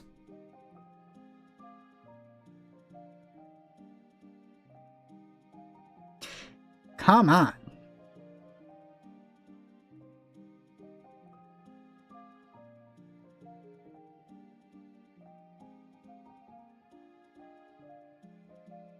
It's like I hate this theory. This is the worst theory by far, to me. The Ralsei equals girl, terrible theory. It's objectively wrong. It's rancid. This is a rancid ass theory. This theory is like unironically just homophobic. Even if you try to like view it from like the most like best way possible, it's still like terrible.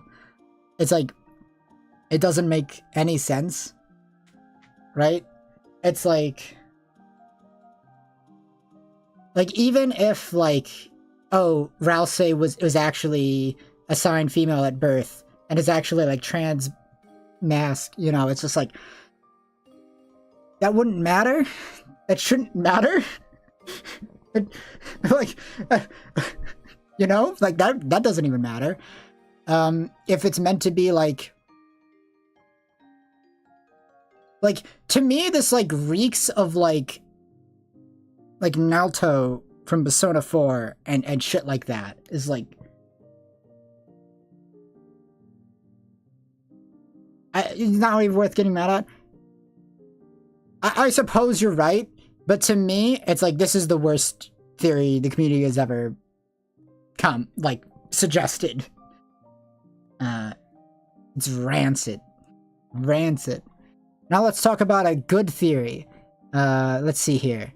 Let's talk about a good theory. Naked Ralsei theory. That's one we put up in there. That's an easy X rank. Everybody loves naked Ralsei theory.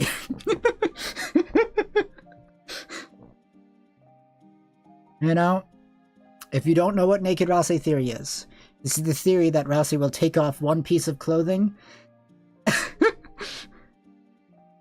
every chapter. So in chapter 1, they take off their hat. Chapter 2, he takes off his glasses. In chapter 3, he's going to take off his scarf, and it's going to reveal his, you know, choker that he wears underneath his scarf, and so on and so forth, until he's completely naked. And we got a special guest. It's Naked Ralsei. He's here with us today.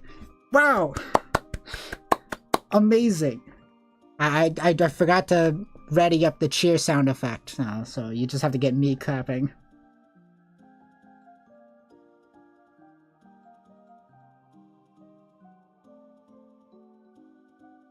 Yeah, I agree. I agree, because that's another thing, because I made a statement in like my one theory video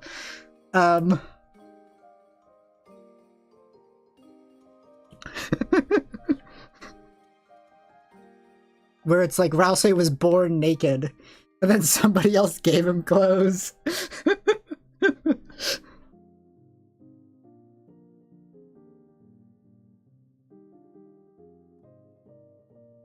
Yeah. This is Ralsei's reaction.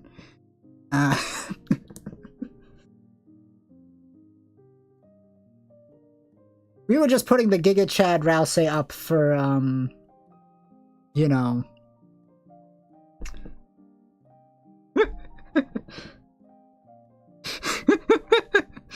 for 420. But I have another one. That's this.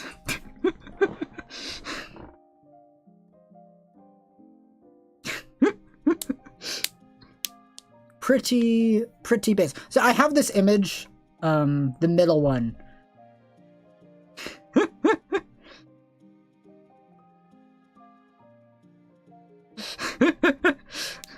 Ralsei wasn't born, he was made with the power of darkness, so that's why there's the differentiating thing.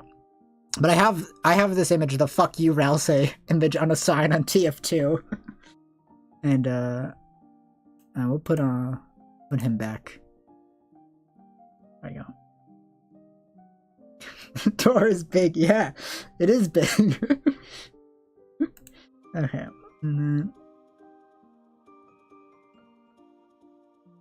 Okay. Okay. Yeah, naked Ralsei. Easy X tier.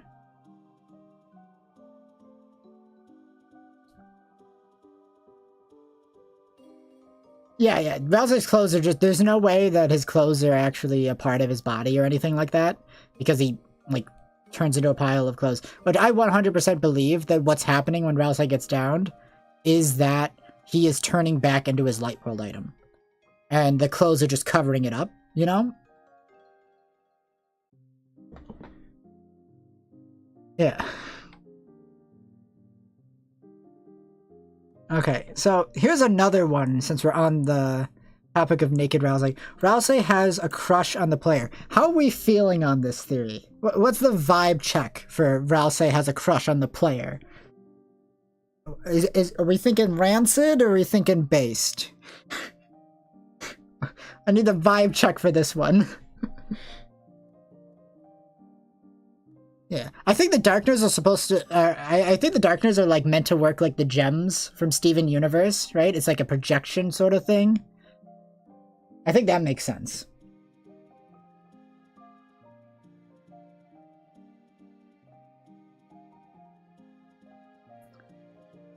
We're feeling a no on the Ralsei has a crush on the player.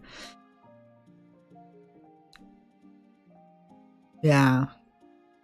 People like the argument that it's like, oh, well, Ralsei blushes when they touch the heart. You know, but like, that's just Chris's hitbox, you know?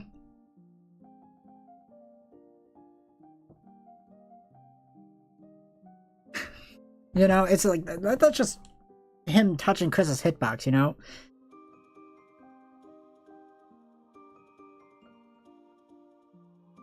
Ralsei has pure thoughts about the player, yeah. Yeah. It feels like it's hard to imagine Ralsei having, like, impure thoughts, but it's also hard to imagine him not having, like, a gay thoughts simultaneously. But they're pure gay thoughts. He doesn't know what sex is. I mean, he did look at porn in Chapter 2 that one time, when you're fighting the, you know, that one enemy. Susie was the only one who didn't look at porn. I think that's an interesting point.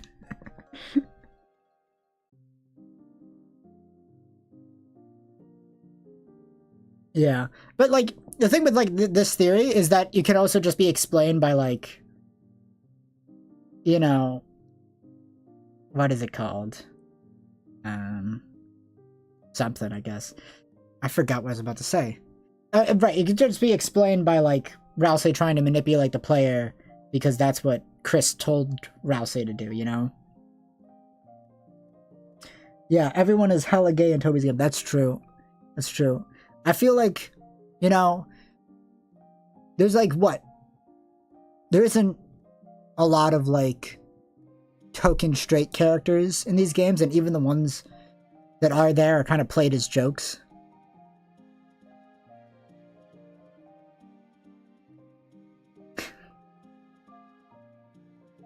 Yeah, he clicked on the link by accident. So, but he still saw it, is the point. I think the line of dialogue is like, Ralsei clicked on a link for Lighteners for Darkeners in your area. Ralsei was mortified. He deleted the browser shortcut entirely, but then felt bad because he thought he deleted the entire internet.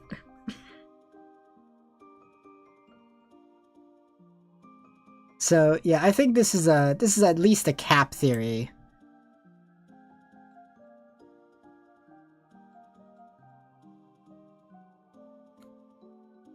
Yeah. In a similar vein, there's the Ralsei cares about the player, not Chris, by Dorked. And I don't agree with this theory. I think that's wrong. I think Ralsei generally cares about Chris, and he's only acting like he cares about the player, you know?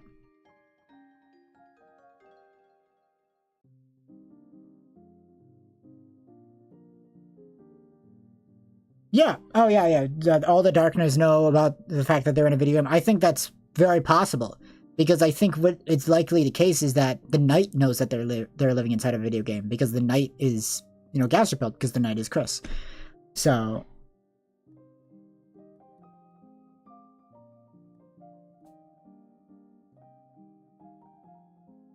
yeah, I agree about how Chris writes gay and queer characters in his stories. Yeah. Yeah, oh yeah. He was too pure to understand it wasn't just a friend thing, yeah.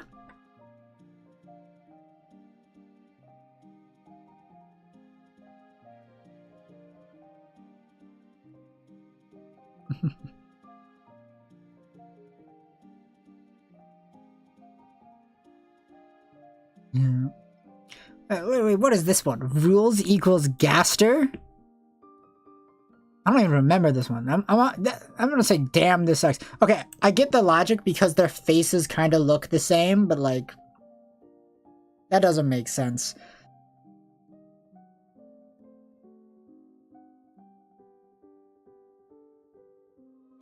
Yeah, Ralsei is like very into the idea that Lighteners are superior and they should be worshipping them. Yeah. That's always been like an odd point to me, because like whoever made Ralsei taught Ralsei to be like racist against himself.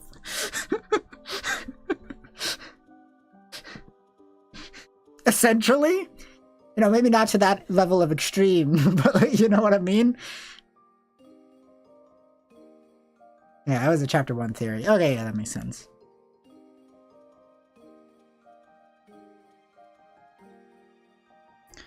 Yeah, Ralsei, yeah, definitely like Susie. They're friends, for sure. Internalized darknophobia, yeah, exactly.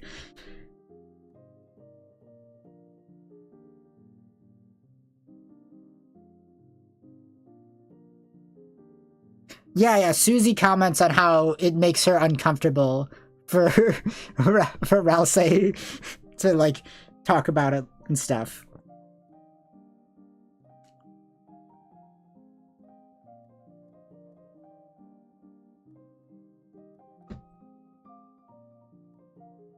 Yeah, let's see. Susie resists player. I say that's probably 100% true.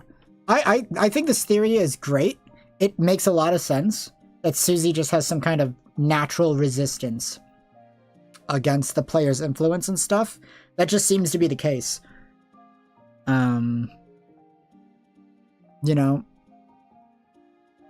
I think it makes sense, and I think it makes a lot of sense if we go with Chris Knight and the idea that, you know, Chris orchestrated a lot of the events in order to get Susie in on the thing and everything. And it makes sense that Chris would pick Susie to be the monster to fulfill the prophecy and stuff. if Chris knew that Susie would have like a natural resistance against it.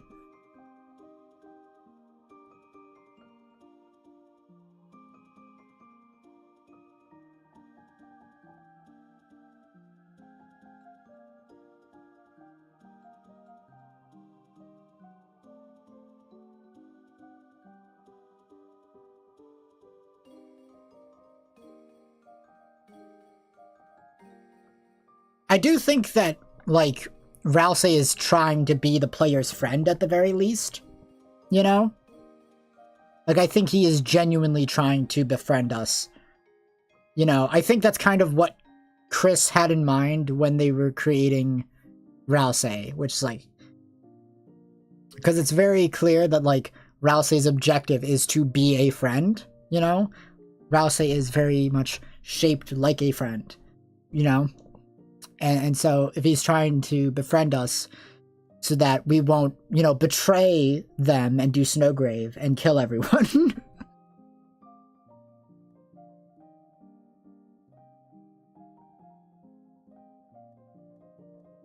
Yeah. I mean, I think Susie's going to be the final boss of the normal route. In fact, I don't think there's going to be a difference in the weird route final boss. I think we might unlock a super boss by doing the weird route. I think that's maybe how we fight the Titans. You know? It's like in the normal route, the Titans don't form. But if you do the weird route, they will form, and then you go kill the Titans with Noelle. I think that's a cool idea.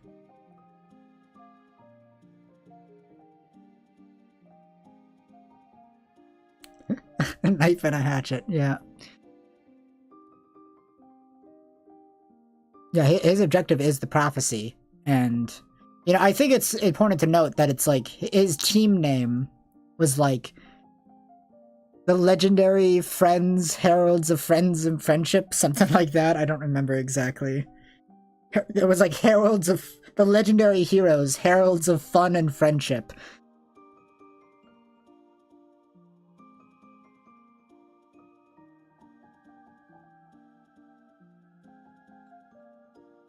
Yeah, the reason why I don't believe we're gonna like fight the Titans in the normal route is because the prophecy explicitly states that the three heroes will arrive at World's End and they will seal the fountains and banish the Angels' Heaven.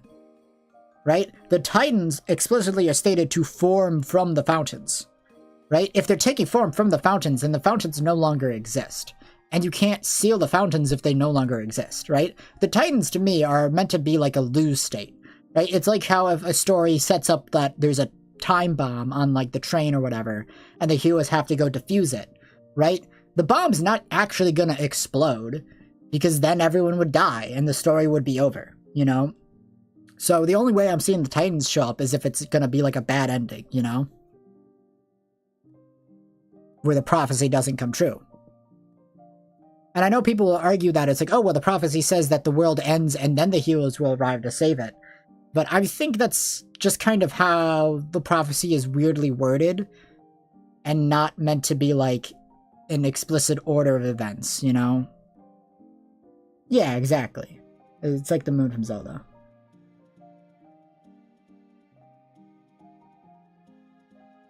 Yeah, exactly. The Titans feel more like a force of nature that you're just guaranteed to lose than an actual boss fight.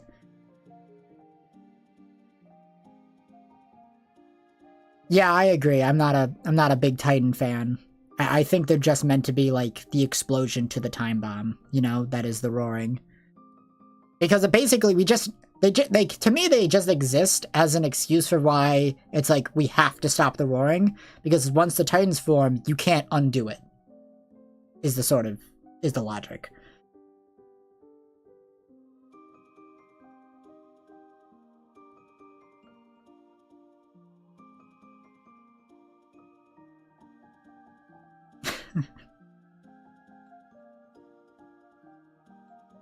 Yeah, it is possible that the Angels Heaven and the Roaring are two separate events, right? I'm not like all in on that theory, but I think it's 100% viable and possible. I think back to like Final Fantasy III that had like a similar plot line where there was two different like apocalyptic events, like, you know, that kind of like It's kind of too complicated to explain. It would be a bit of spoilers for an NES game, but you know. I am the devil 666. Yeah.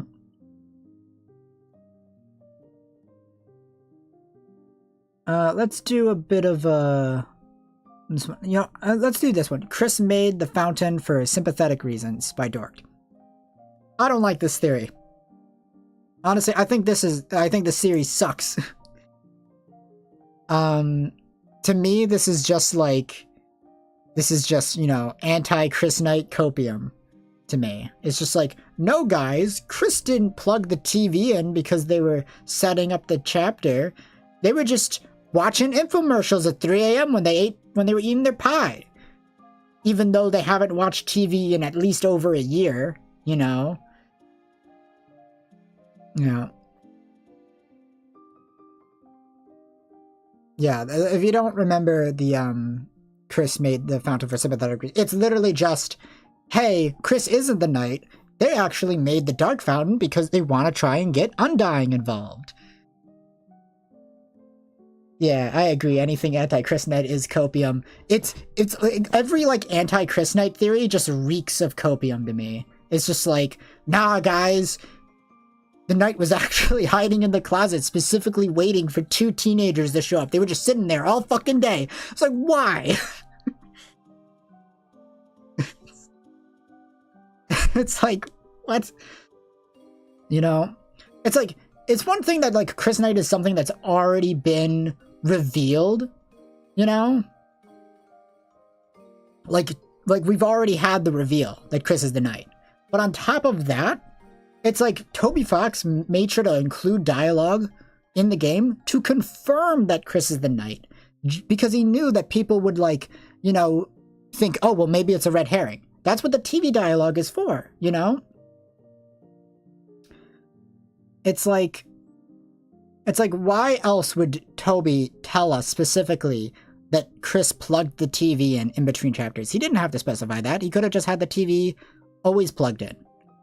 But he made sure to have it not plugged in chapter 1. Right? If it was meant to be a mistake and he wanted to, like, adjust it, he could have adjusted the dialogue in chapter 1 as well. And he didn't. You know? Like how he changed the doorway to the Cyber City Dark World because, you know, having a double door has made it better for the animation, you know?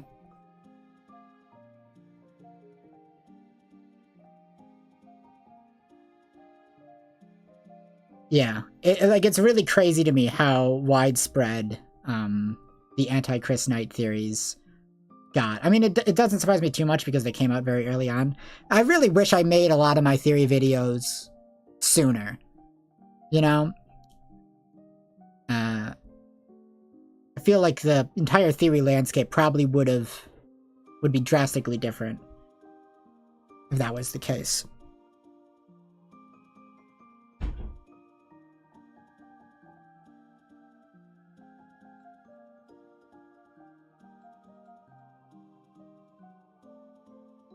Yeah. Because it's like, I'm trying to think. Because, like, the thing is, like, a lot of my theories, I kind of came up with them fairly early on. Like, I got all my theories, like... Yeah, the pie joke is definitely to blame in a lot of they. Yeah, and the Undying dialogue is 100% optional. That's the thing. People will try to, like, discredit Chris Knight by using, like, 3 lines of joke dialogue and an essentially non-canon game over screen. And it's like, really, dude? Yeah. And that's another, it's like, to me, it feels like people are just like, oh, are like allergic to the idea of Chris being an actually interesting character who like actually does things in the plot, you know?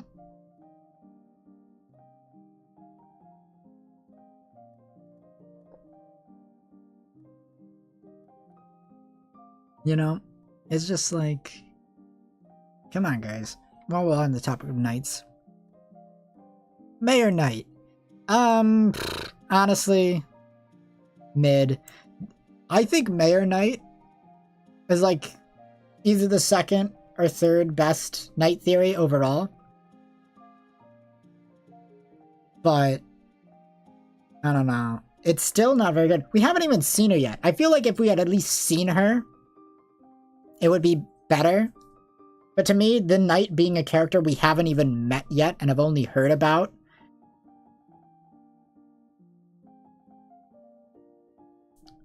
You know, that's a great point about like the chapter 1 ending. Right? It's like, this is another point.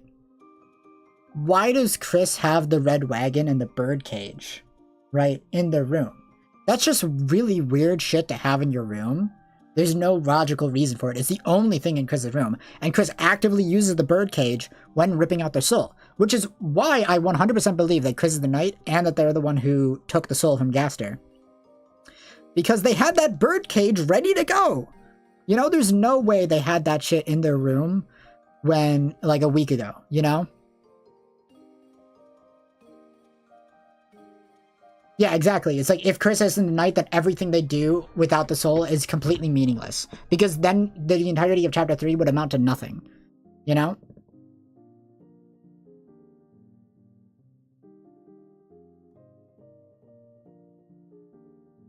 Yeah.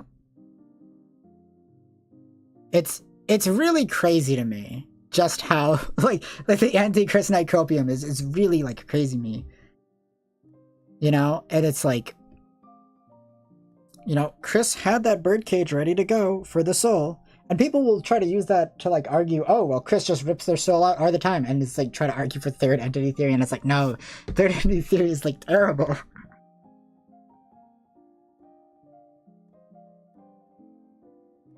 Yeah. Let's see here. Asgore had a hand in Des's disappearance. I think that's at least based. I definitely think that Des's disappearance caused him to get fired. So there's definitely that. I don't know if he was responsible, though. But I definitely think he was involved to some degree.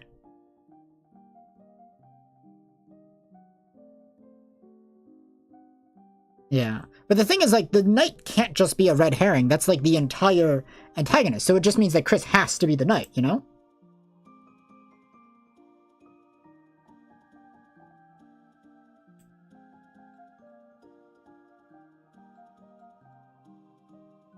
Yeah, the language on this is pretty loaded, you know? It's like... I don't think Asgore is, like, responsible or anything. I did hear one theory where it's, like... It was, like, a cover-up and stuff. Where, like, it was part of, like, the Noelle killed Des theory, where, like, Noelle killed Des, and then Des's frozen corpse is being kept in, like, a fridge that Asgore has in his shop. And they, like, covered it up to, like, protect Noelle, essentially.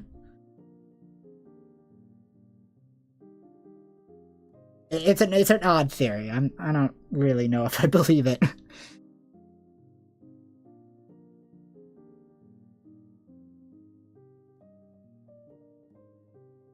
Oh, yeah, absolutely. It's like the first time Chris removes the soul, we don't see what they do, and then the second and third time they go make a fountain. Obviously, yeah, it's like if you're a smart person, you're gonna connect the dots immediately, you know? You know, and I that's the thing. It really is a case of, like, the obvious answer and people just second-guessing themselves. Even though Toby literally put into place dialogue to reassure us that, yes, this was premeditated. That not just that Chris is the Knight 100%, but it was also completely premeditated. And they have a huge plan of what's going on.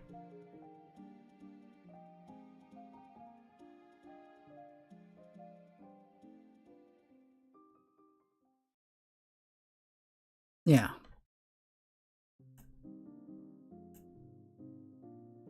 It's like, the thing about the Noelle kills Des theory, to touch back on that again, is that one of the things that requires about it is that Noelle was also in the bunker when Des went missing and whatnot, and Chris got gaster pilled, right? And so here's the thing, like, so you guys know Entry 17, right? And stuff. I 100% believe that Entry 17 is not from Undertale at all. It is from Deltarune. And that it's just there to be a teaser for Deltarune. And that when we get to like chapter 6 and we go into the bunker, we're gonna read Gaster's entries and stuff up until Entry 17. You know? And like, what do you two think? That the two people that Gaster was turning and talking to were Chris and Des? That's what I believe. That's what I think. That's my theory. My game theory.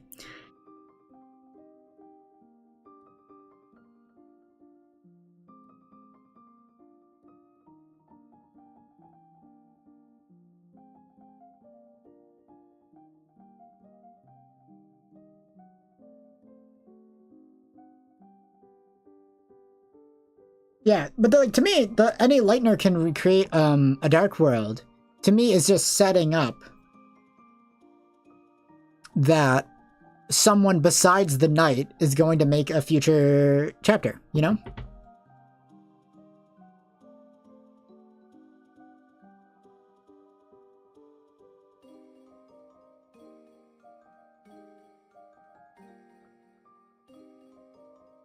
You know, because I 100% believe that Noelle's going to make at least one Dark World, probably two, honestly.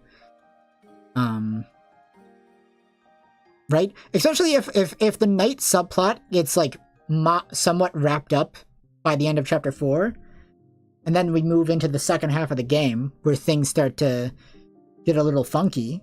You know, I think that would make a lot of sense. The bunker has to be hilarious and comedic, and Gaster shouldn't be. I don't think the bunker's going to be funny at all. I think the bunker's going to be, like, really scary.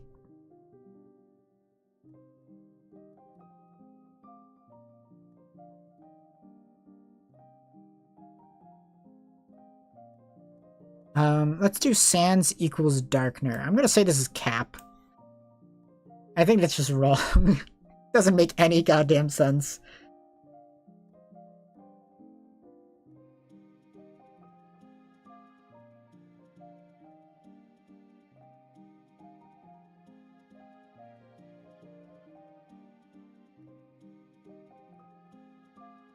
Yeah.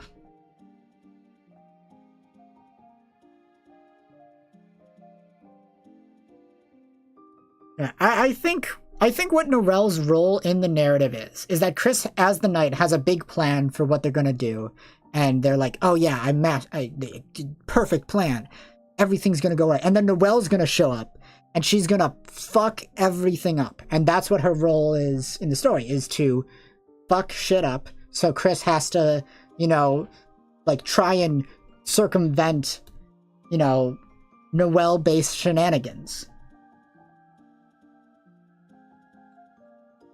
I think that's what Noelle's role in the plot is like going to be, is that she is just going to get in the way of Chris doing their thing. And it's basically, yeah. Yeah, Sans equal Darkner made a little more sense in chapter 1, but now it doesn't make any sense. Rules equals important. I feel like that's at least based. I mean, like, I wouldn't be surprised if he's a running gag character that keeps coming back. I don't think he's going to be, like, crazy important to the plot, but I do think he'll be, like, a running joke, you know? Yeah, Rudy dies and Noelle angels all over the place. Pretty much, yeah.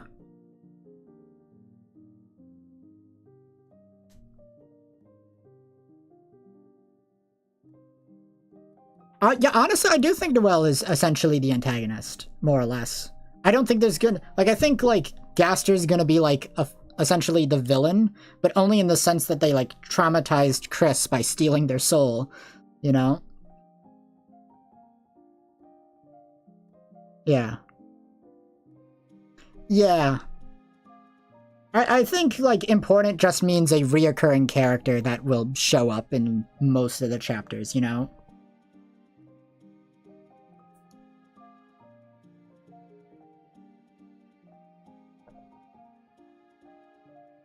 I'm choosing to interpret this as he will show up multiple times throughout the course of the game. You know, in the same sense that Lancer is important, right? I mean, like, Rules has, like, a portrait. So, at the very least, he's more important than Alvin.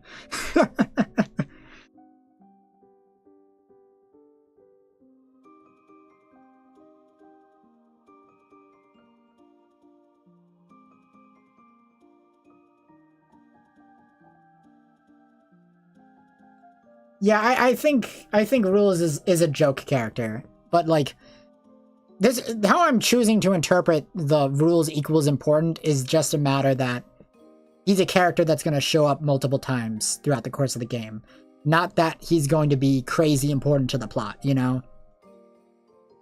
But he's going to be important in the sense that he's comic relief, you know. Yeah. I think we will get a gaster fight, but it'll be like tied behind the secret bosses. Like you have to beat all the secret bosses in order to fight gaster, you know?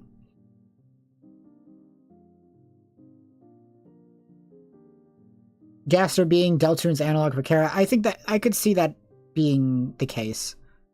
A lot of things are up in the air, you know, for stuff.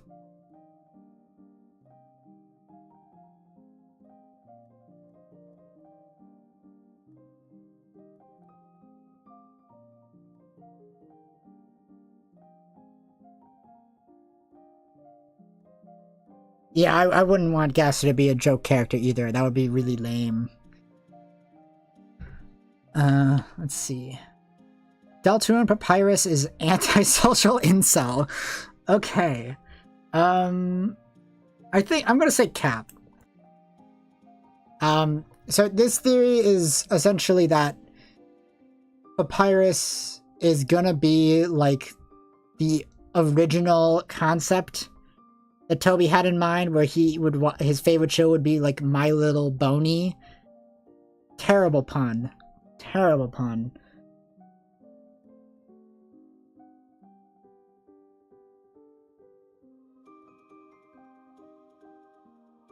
You know, and it's just like, no, I think Papyrus is just shy because he just moved to a new town and hasn't made any friends yet.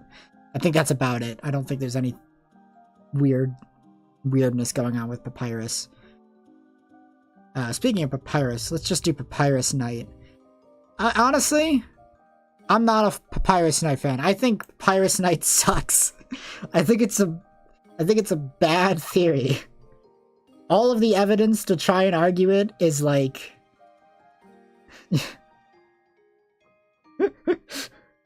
it's just like, oh, but this one line of dialogue Toby reused, and it's like, okay.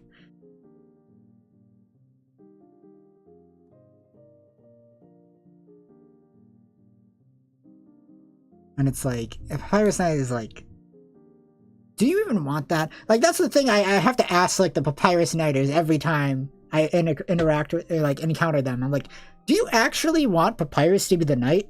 So Papyrus was one of my favorite characters in Undertale too, but I don't want him to be the knight. That would suck. That would be terrible. He would make for a terrible antagonist. I understand the logic if you're arguing that the knight is actually completely incompetent. Right? And that's why they haven't caused the roaring yet, is because the knight is incompetent, because they're Papyrus. But, like, that makes them a terrible antagonist. And the bigger issue with that is that we already have Chris Knight revealed, like, fully revealed. So if we were promised Chris Knight only to say, nuh-uh, actually it's Papyrus Knight, and he's a dumbass, and he doesn't know what he's doing, and it's like, that would be so lame. That would just be, like, lame.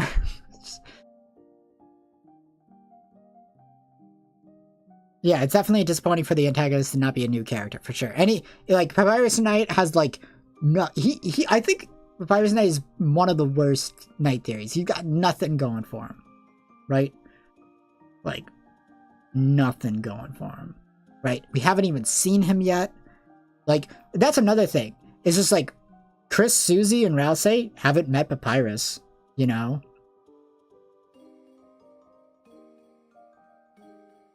So it's like, they're gonna run into the knight, and it's like, who's this guy? We've never even seen him before. It'd be weird.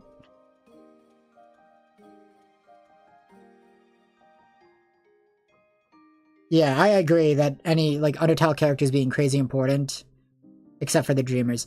And there's like a weird thing about like Sands of Papyrus being important, and I guess it'll tie that into the Sands is from Deltarune theory, which I'm gonna hit with the maybe, because it's like that makes some sense, you know. And it's like, how important are Sands of Papyrus going to be in the plot? Are they going to show up in a Dark World, right? It's like, I think they'll at least show up in the final Dark World, but I only think that because everybody's going to be involved in that one, I think.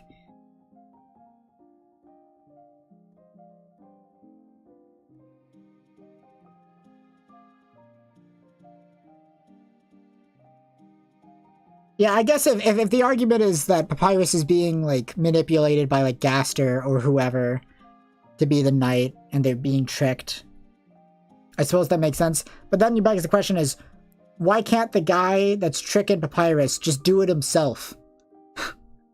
Right?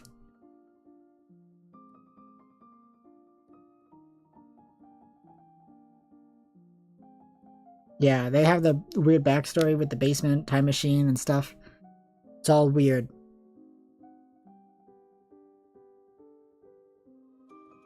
And then let's do while we're on the Papyrus train, let's do the Papyrus equals Eggman. See, I don't like this one because I don't think it makes sense. I'm gonna hit it with the cap. To me, it doesn't really make sense. It's like, how?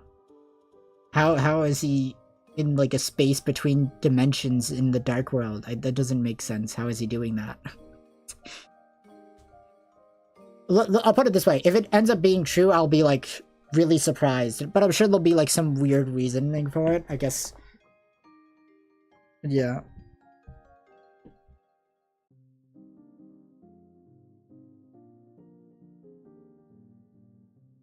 Yeah, I suppose there's definitely reasons why the Mastermind couldn't do it themselves and they needed to get Papyrus to do it, but it's also like the bigger issue is just like Chris Knight is kind of already shown and it would still be cooler than Papyrus Knight, and whichever theory is like the best narratively is the most likely to be right because Toby Fox is a really good writer.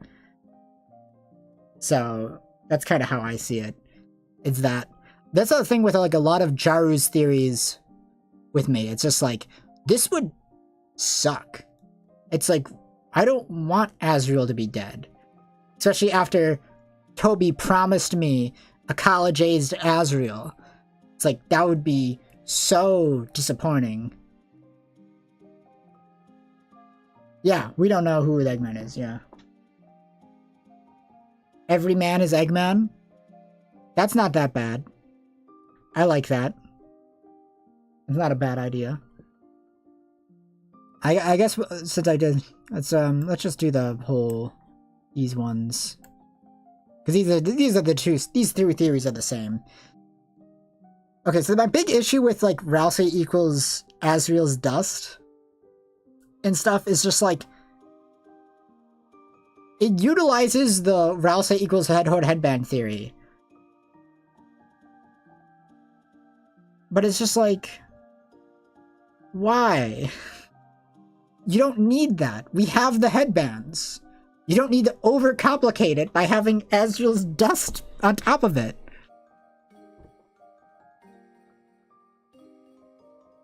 You know? It's just like...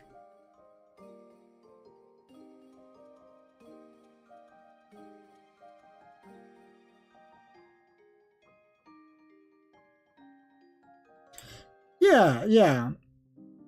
I mean, I've seen like one variation of it where it's like, oh, he actually died because he came home a week early, you know? Kind of in the same way that like Knight Asriel works off the logic that Asriel came home from school a week early, so it's not that big of a deal, you know?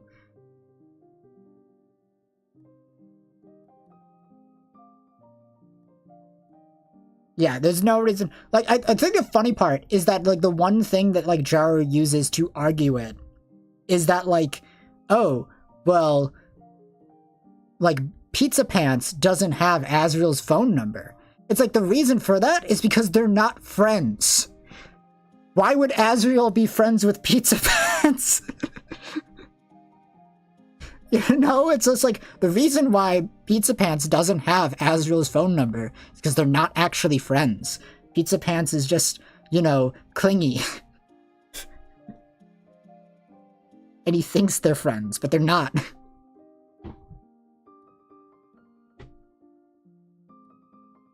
Yeah. Yeah, it's another problem with the whole Azriel is dead and possessing Chris is like, that's just Undertale again. You're just doing Undertale again. You know? And it's just like, why would I want Undertale again?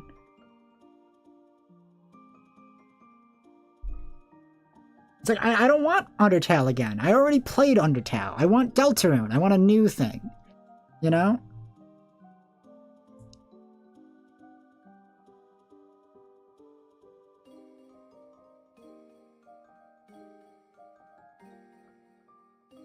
Yeah,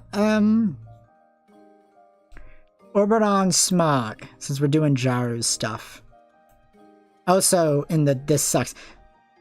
This theory doesn't make sense to me. I still can't comprehend it. It's like, okay, so somebody made a dark fountain that made the night. It's like, what? What? That doesn't even make sense. It's like, even if we got like Dustners and they have the ability to go into the light world and stuff, and they have determination, they can make dark fountains. How come nobody in town has noticed a zombified version of like Gerson walking around? It's like, what? Obviously, the whole point of the night subplot is that the night is like hiding in plain sight, obviously. And that they're not like big, obvious, suspicious suspect. That's like a big issue with like Death Knight theory. It's just like the person who's been missing for like 8 to 10 years just suddenly magically appears again and nobody's like saying anything about it, you know?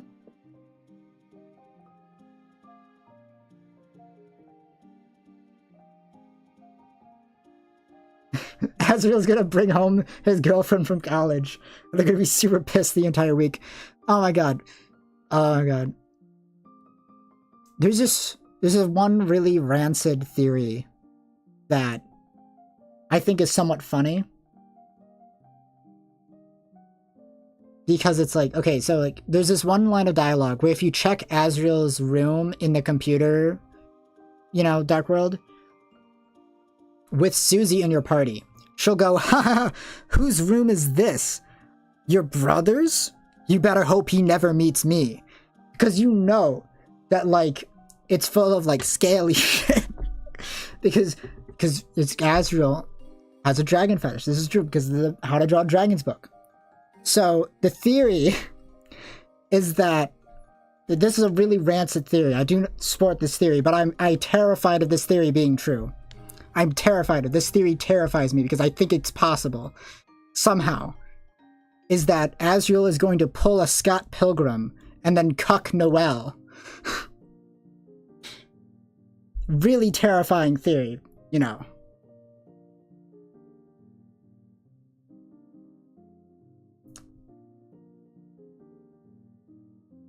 Azriel girlfriend, except we are all gay. It's perfect.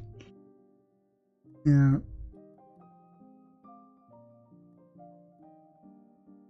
Yeah.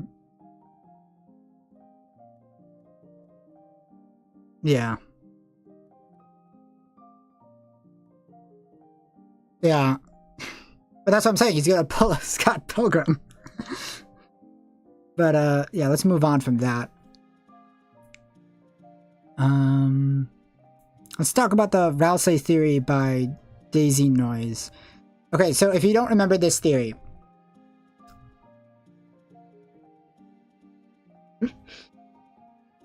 this is the theory that Ralsei is like the consciousness of hometown or something like that. Like Ralsei is hometown. Not a big fan of this theory. I don't think it's right. It just doesn't really make that much sense to me. It's kind of overcomplicated.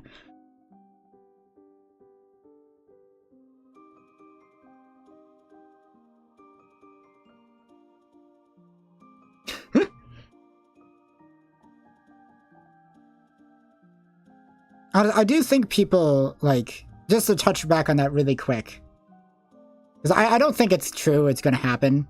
I could see, like, a joke, something kind of like that happening. But I do think that the main group is, like, meant to be seniors in high school, and they're meant to be, like, 17 to 18. Just because of the fact that Toriel says that Chris is going to go to college soon, and Temmie's taking college prep, and, like, Caddy has a part-time job and stuff. So, to me, that, like, implies they're meant to be seniors, and therefore they should be, like, 17 or 18. So I do think that, like, Asriel's only, like, about a year older than Chris. And to me, that makes sense. Especially when you factor in that, like, Kara and Asriel's age gap was implied to be really short, too.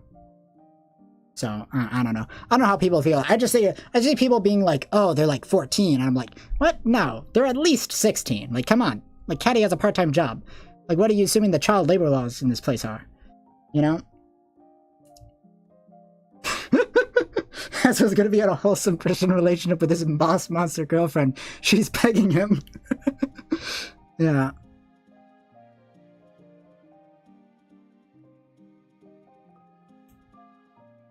Yeah. No, high school seniors are 17, 18. 19 if they skipped a year. Or, like, got sent back a year. That's what it is in America.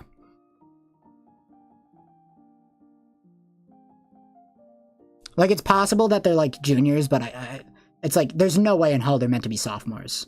Like, there's just no way. Like, why the fuck does Caddy have a part-time job if they're meant to be, like, 14 or 15? To me, it's like, I don't know.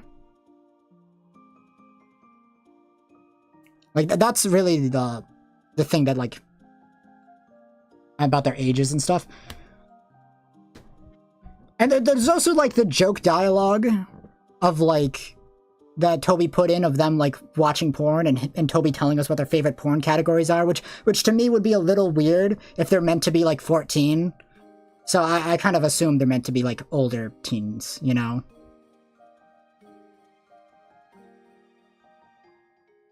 Because that joke, would, like, putting in that joke would be kind of weird for Toby if they're meant to be, like, you know, really young.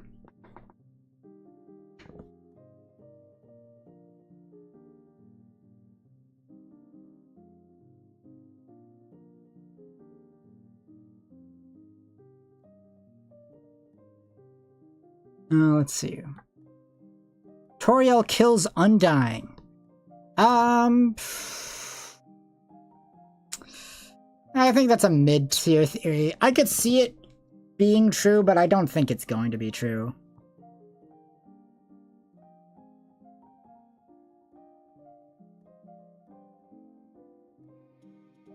It's like, yeah, this is like a early, like, right out of chapter 2.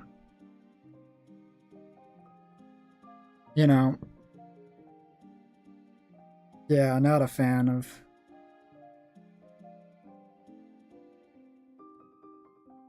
Yeah, Snowgrave is better if it's exclusive to Noelle. Yeah.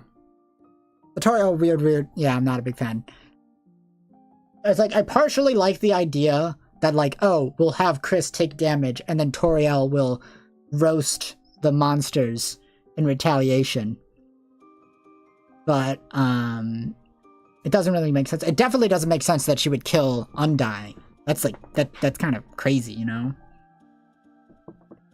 Yeah, it's very much just people being like, let's just do Snowgrave again, but with Toriel. And it's like, okay, yeah.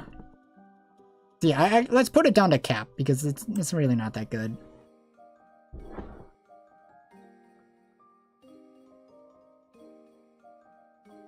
Yeah, it's a neat idea in a vacuum, but it's, like, not likely to be true. Let's do Chapter 3, Secret Boss is Flowey. I think this sucks. I don't want the flowers to be the Chapter 3 Secret Boss. Yeah, Toriel is too stable. It doesn't really make sense. Another thing is, like, Toriel being a party member at all, I don't agree with. Because it's like, it doesn't make sense at all for me. that Toriel would ever take orders from Chris. You know? It's just like, why would she ever do that?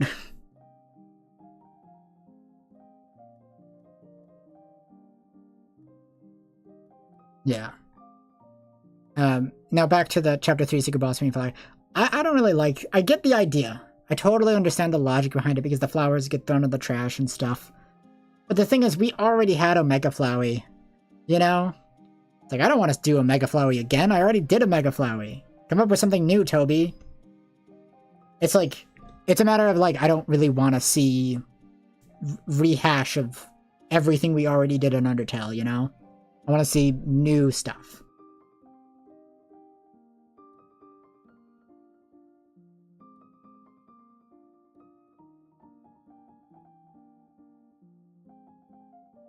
Yeah, it doesn't have anything to do with the TV, but we could, like, you know, you could try to tie it in with the TV, but either way, I don't really like it.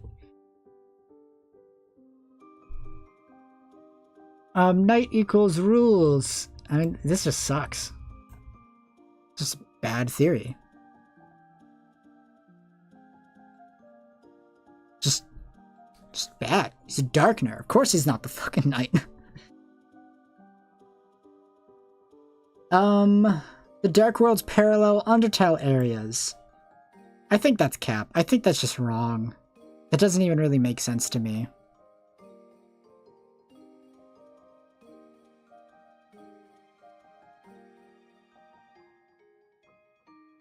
You know, it's just like... Really, I don't really see it at all. There's also not even enough Undertale areas to fit in with all the Dark Worlds, you know? Yeah, I agree with cancelled show theory. I think that's a really strong theory. Big fan of that one. Cancelled TV show being the Chapter 3 Secret Boss.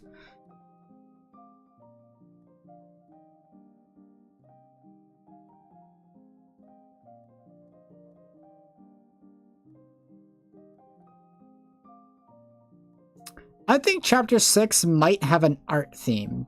With the Chapter 4 being based on literature and the Chapter 5 being on video games. I think Chapter 6 might end up being art themed. I have this weird theory where Gaster is like an artist along with being a scientist. He's like an artist scientist. And he like paints and stuff. I don't know, I just think that's a neat idea. It's probably not right. But I think it's an interesting idea.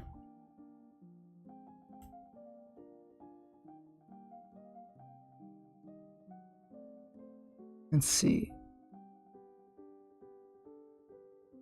Let's say Narakara. Honestly, I've never been the biggest fan of Narakara. I think it's kind of mid. Like, I think maybe it's correct. But I don't know. I never really been super convinced on it, to be honest. And that might be a controversial take.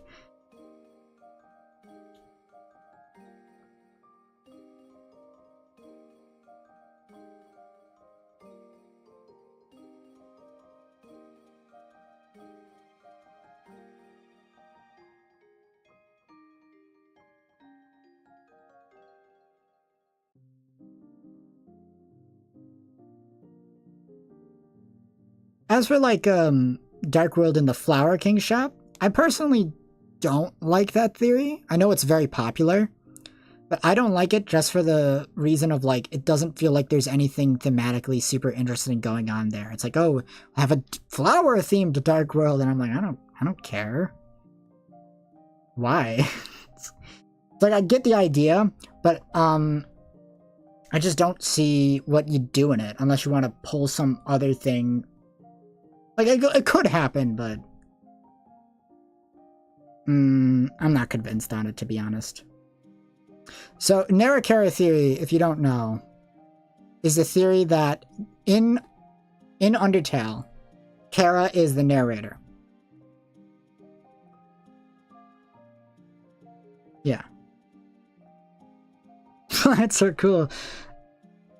my bigger issue with it is just that we already did Flowey. And so doing anything plant-related again is just like... Flowey, I feel like, should kind of stay in Undertale. You know? Yeah, I totally get the idea of, like, oh, covering Asgore, but, like, I feel like we're gonna touch on Asgore in Chapter 3, and we can touch on Asgore again in Chapter 5 in the hospital with Rudy. You know, and when we're going over Dess's disappearance and stuff. So, I feel like it would make more sense to go with Rudy, and cover his death in Chapter 5. And, heck, Asgore could even show up, theoretically. You know, I wouldn't be too surprised if Asgore ended up showing up in the Chapter 5 Dark World because he wanted to go visit Rudy, you know? I could see that happening. Yeah, there's just really is, like, no objects in it. Like, the only thing in there is, like, a comic book, and it's like, if we're gonna do a comic book Dark World, I really, honestly, I don't want that. I don't know. And that's a personal thing, I just don't want it.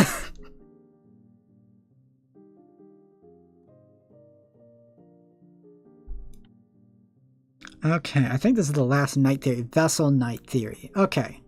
So vessel night theory, there's a big theory attached to it called Oblivion theory. I haven't read, like, the whole thing. Very long. Here's my one big issue with vessel night theory. Why the fuck does the vessel have determination? Why does a soulless, mindless homunculus have determination? Just doesn't really make sense to me, you know? The vessel is literally an explicitly non-character. So them being the knight would just kind of feel lame to me. On top of that, like, Oblivion theory as it is essentially just Chris theory, but instead of Chris being the knight, it's the vessel. And it's like, okay, I guess. Yeah, it's like, if the vessel was the knight, it would actually just be the guy controlling the vessel, but then that's just Gaster, essentially. Because who else is going to be piloting the vessel besides Gaster, you know? Yeah, and then it just becomes Gaster Knight, and it's just like...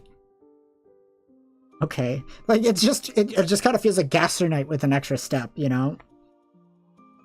And I don't think Oblivion theory is necessarily bad. I just feel like they got stuck into the Chris isn't the knight gaslighting campaign, and so they contrived almost the correct theory, but with the wrong knight candidate, you know?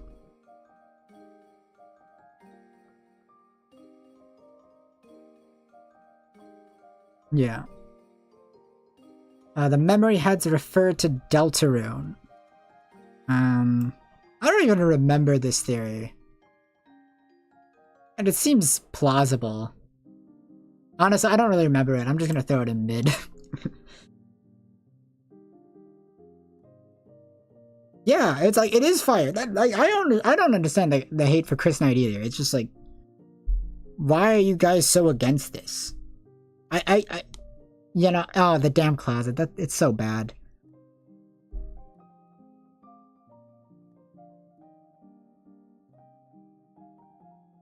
Yeah. Oh, I agree. Like, the vessel being like a secret boss in a later chapter is really cool. Really cool idea. Much more cooler than them being the knight, honestly.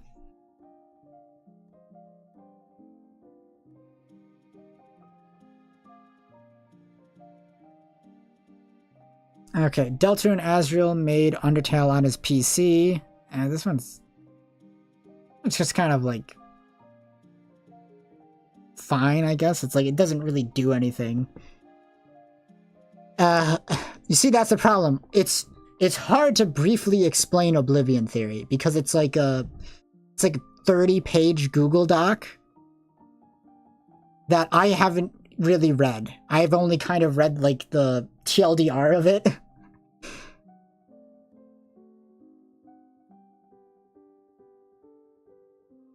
So it's like, I guess the Oblivion theory is the vessel is the knight, and they are actively making the Dark Worlds for us to play through in order to, like, do a thing or fulfill the prophecy or whatever.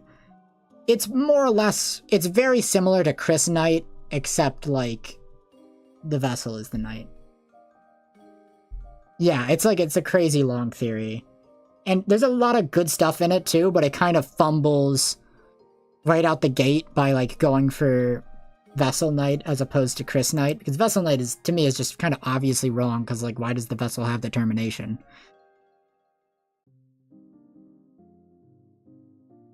Yeah, they want us to level up through the fountains and stuff.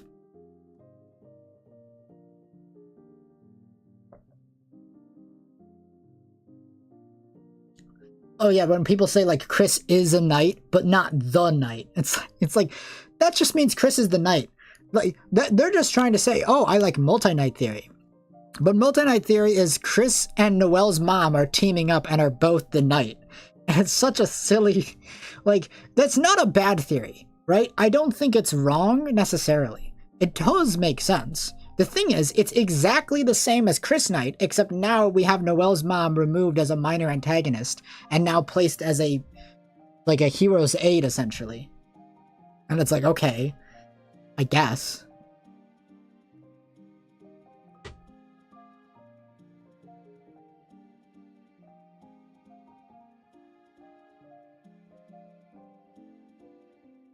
Yeah, yeah. The Chris Knight is too obvious, and people have this strange concept of Toby being a trickster. Absolutely, absolutely. It's definitely a case of, well, it's so obvious, it has to be wrong, right? It has to be a red herring. But it's like, Toby doesn't even use red herrings in his writing. Oh, the photos. Okay, so the photos. That's that's Ralsei smoking a blunt for 420. Down on the bottom left, we got homophobic Toriel, and then on the bottom right, we got naked Ralsei. So that's what the images are. What was I talking about? I was like, Toby. Oh yeah, Toby Fox doesn't use red herrings in his writing, right? It's like there's not a single red herring in Undertale, you know?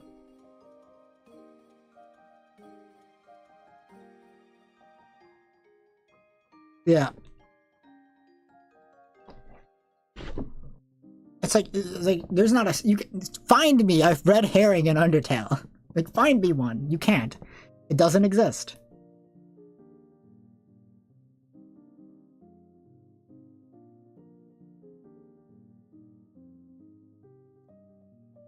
Okay. Deltarune is an Undertale prequel. I don't like this theory. I think this theory is lame. Get in there.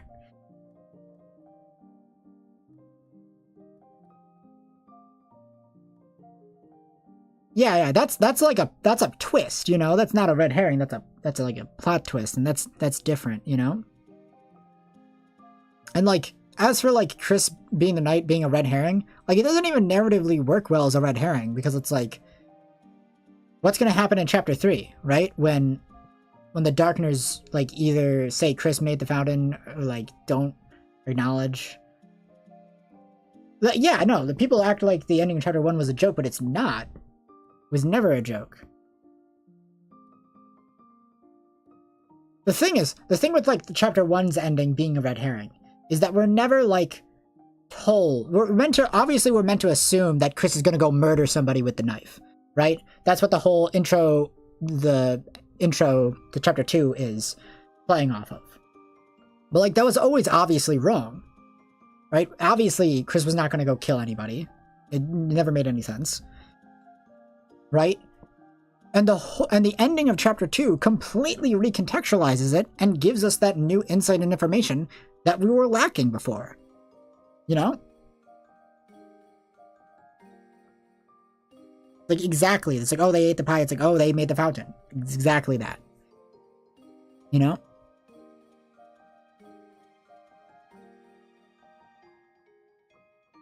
The Icy Theory by Half-Red Guys. I don't remember this one. I don't remember this one. Is this just that Icy is gonna be a thing? I do think... Yeah.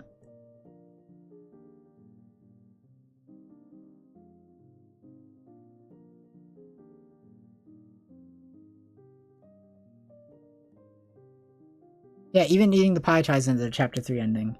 But it's like, the Icy Theory, because it's like... Icy's thing. I do think Icy's gonna be... We're gonna do something with Icy in Chapter 3. I think... Because, like, Susie mentions Icy the movie.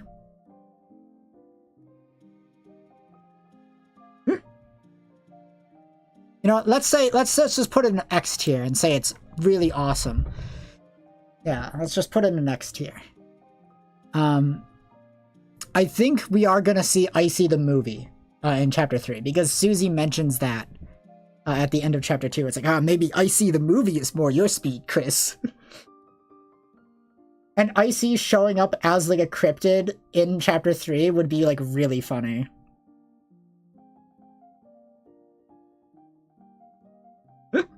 Icy being the super boss. Oh, that would be hilarious. It's like, it's Icy the movie, but it's actually like the plot of FNAF. That would be funny.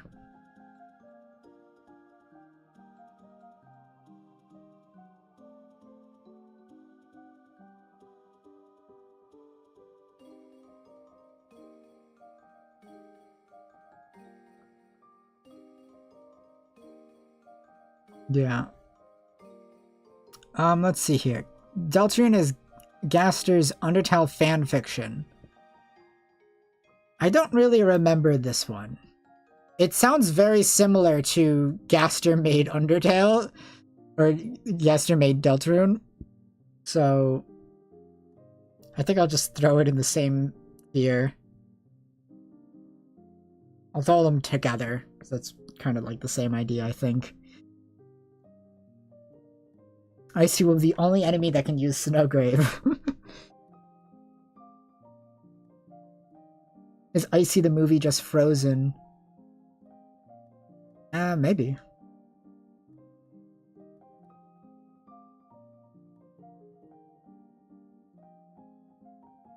Yeah, it's just like a variation. Yeah, we can just throw them together. Okay. A lot of these ones that are left are just like stuff I don't even remember. It's like Deltarune is Undertale Genocide sequel. Yeah, I don't think that's correct. I don't think it would be good. Honestly, I don't like it. I don't think that's right, and I would be unhappy if it was. And Toby has like explicitly stated that that's not the case. So I'm pretty sure that's just wrong. And it's just saying, oh yeah, that thing Toby said in an interview, he was lying. You know, it's like, okay. Like, speaking of Toby interviews, and since we've been talking about Chris Knight so much, that reminds me, I'm gonna try to not spoil anything here, but Toby did an interview where he was talking about, like, the Live Alive remake. And he was saying how Live Alive was a huge inspiration for Deltarune and all of his work. You know, if you don't know about Live Alive, it's a classic JRPG. It was Japanese exclusive for a very long time. It got a remake a few years back. Right? Toby got inspired to make Megalovania from Live Alive. The boss theme in Live Alive is called, like, Megalomania. And during an interview, Toby talks about how one of the protagonists of Live Alive, who is the Knight protagonist, was a huge inspiration in terms of, like, making Chris and their character. And Toby explicitly called Chris a knight in that interview. And if you know what happens in Live Alive, the main plot twist of Live Alive, you know, it's basically Toby saying verbatim in an interview that, yeah, Chris is the knight.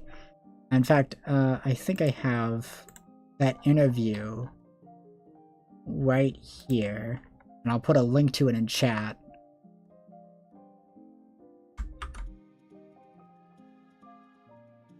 So, this is a really great interview to, like, read through when you get the chance.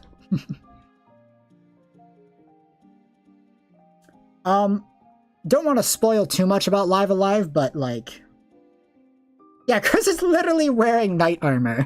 Like, it's really obvious. People guessed that Chris was the knight back in Chapter 1. Freaking, like, MatPat guessed that Chris was the knight back in chapter 1. Yeah. Right? I do recommend playing Live Alive. I haven't played it myself yet, but I do know what happens in it. And I've watched like a Let's Play of it. So yeah.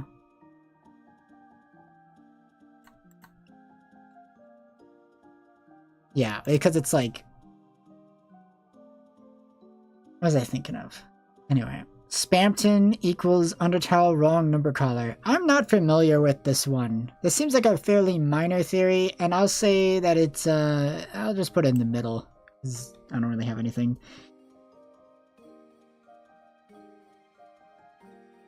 Yeah, I mean, Toby has explicitly called Chris a knight, like, in this interview. And the interview doesn't spoil the game. Toby makes sure not to say the spoiler about it, but like, yeah. But it's a good read. Yeah. Oh, yeah. Susie is a Dark Knight in Chapter 1's menu.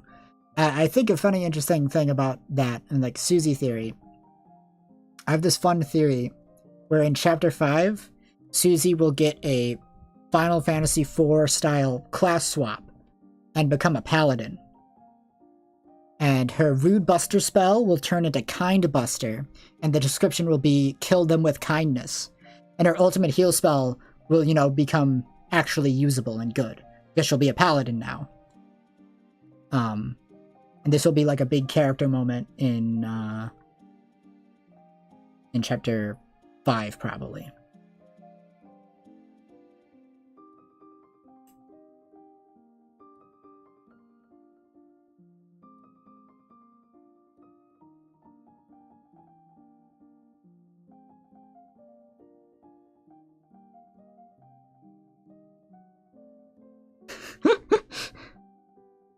I think you were typing out that while I was saying it, but it's because of the stream delay. Yeah. Yeah, I think Paladin Susie would be super cool. Yeah, it makes so much sense to me.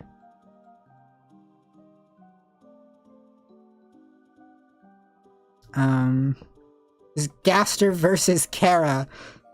You know, I don't even know what this theory entails, but I don't like it. I think that's kind of lame, honestly. That just kind of sounds lame to me. And the Gaster, and last one before we, like, just talk about general stuff if we want.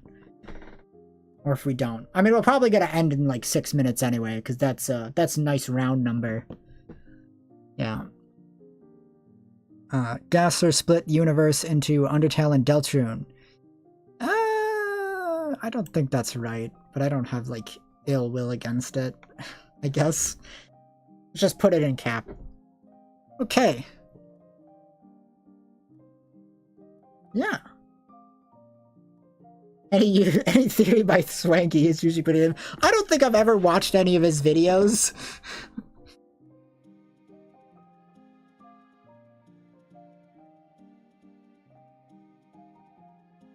And maybe the interpretation of the Ghana Makers, maybe, I don't know. Yeah. Obviously,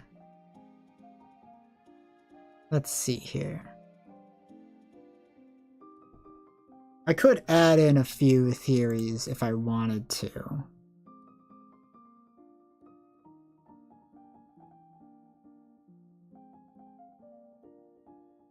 Now Ralsei can put clothes on again.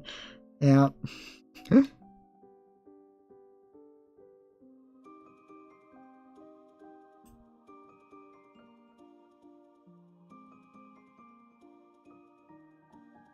Let's do that. Okay. Okay. I would not recommend it, okay. Yeah.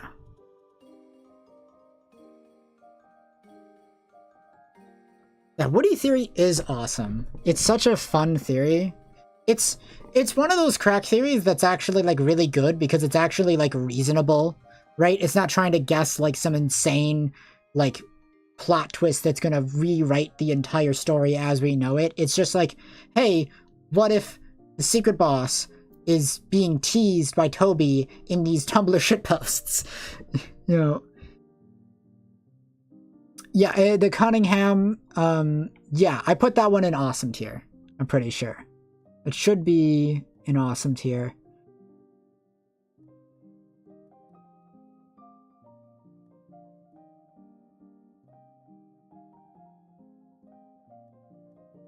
Yeah, I'm a little sad it got debunked too, but who knows? It's still got like at least a 1% chance. Yeah, it works. It makes a lot of sense thematically. I could still see it being partially correct though, where it's essentially, you know, the same idea, but instead of it being a cowboy, it's some other, like, you know, thing. Like, hey, maybe Woody theory isn't right, but maybe Buzz Lightyear theory is, right? Maybe it's Buzz.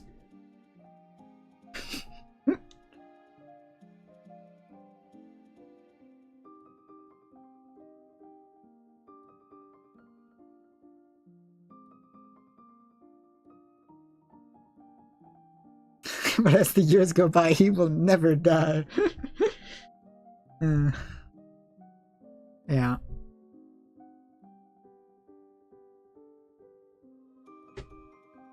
Yep. Okay. That was, you know, about 3 hours.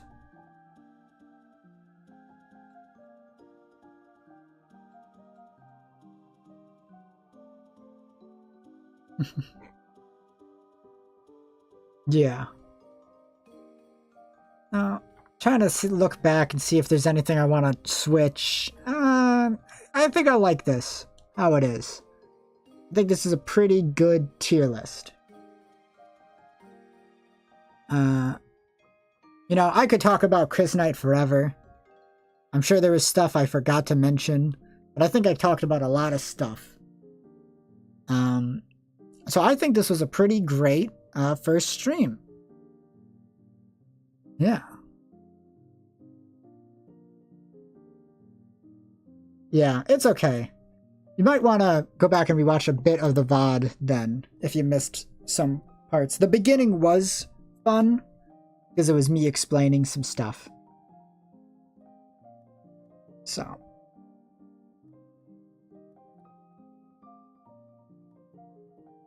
Yeah, it definitely depends on if it was like actually canceled or canceled in universe.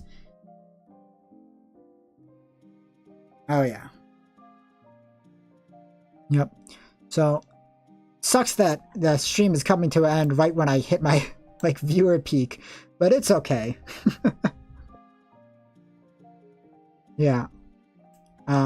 This was a great first stream. Really love how everybody came out and chatted. Had lots of fun. Definitely going to be doing this again sometime in the near future, hopefully. Would you guys want to like watch me play Undertale Yellow sometime? Is that something you guys would want? Because I haven't played Yellow yet, and I've been kind of savoring it to like stream it on the channel. So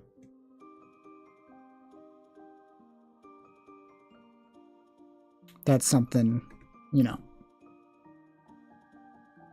you guys would be interested in.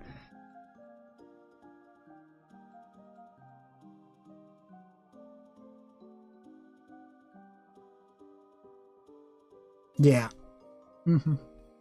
Yeah, I probably will do it.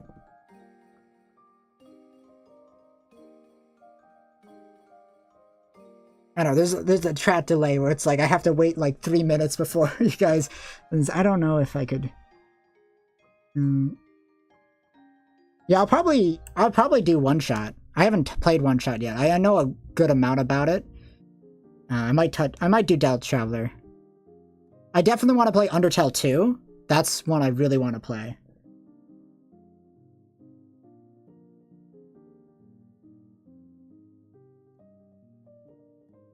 Yeah, I totally feel you on the whole discussion stuff.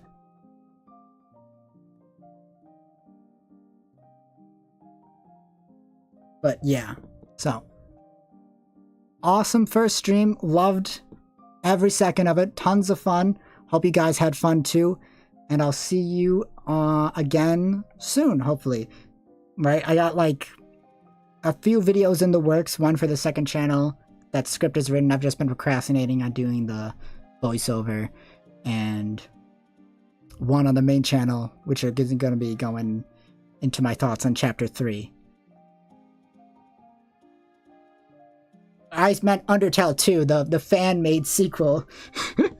It's like, I don't remember the subtitle. What was it? Like Undertale 2, Revenge of the... something or whatever. Yeah, I got the...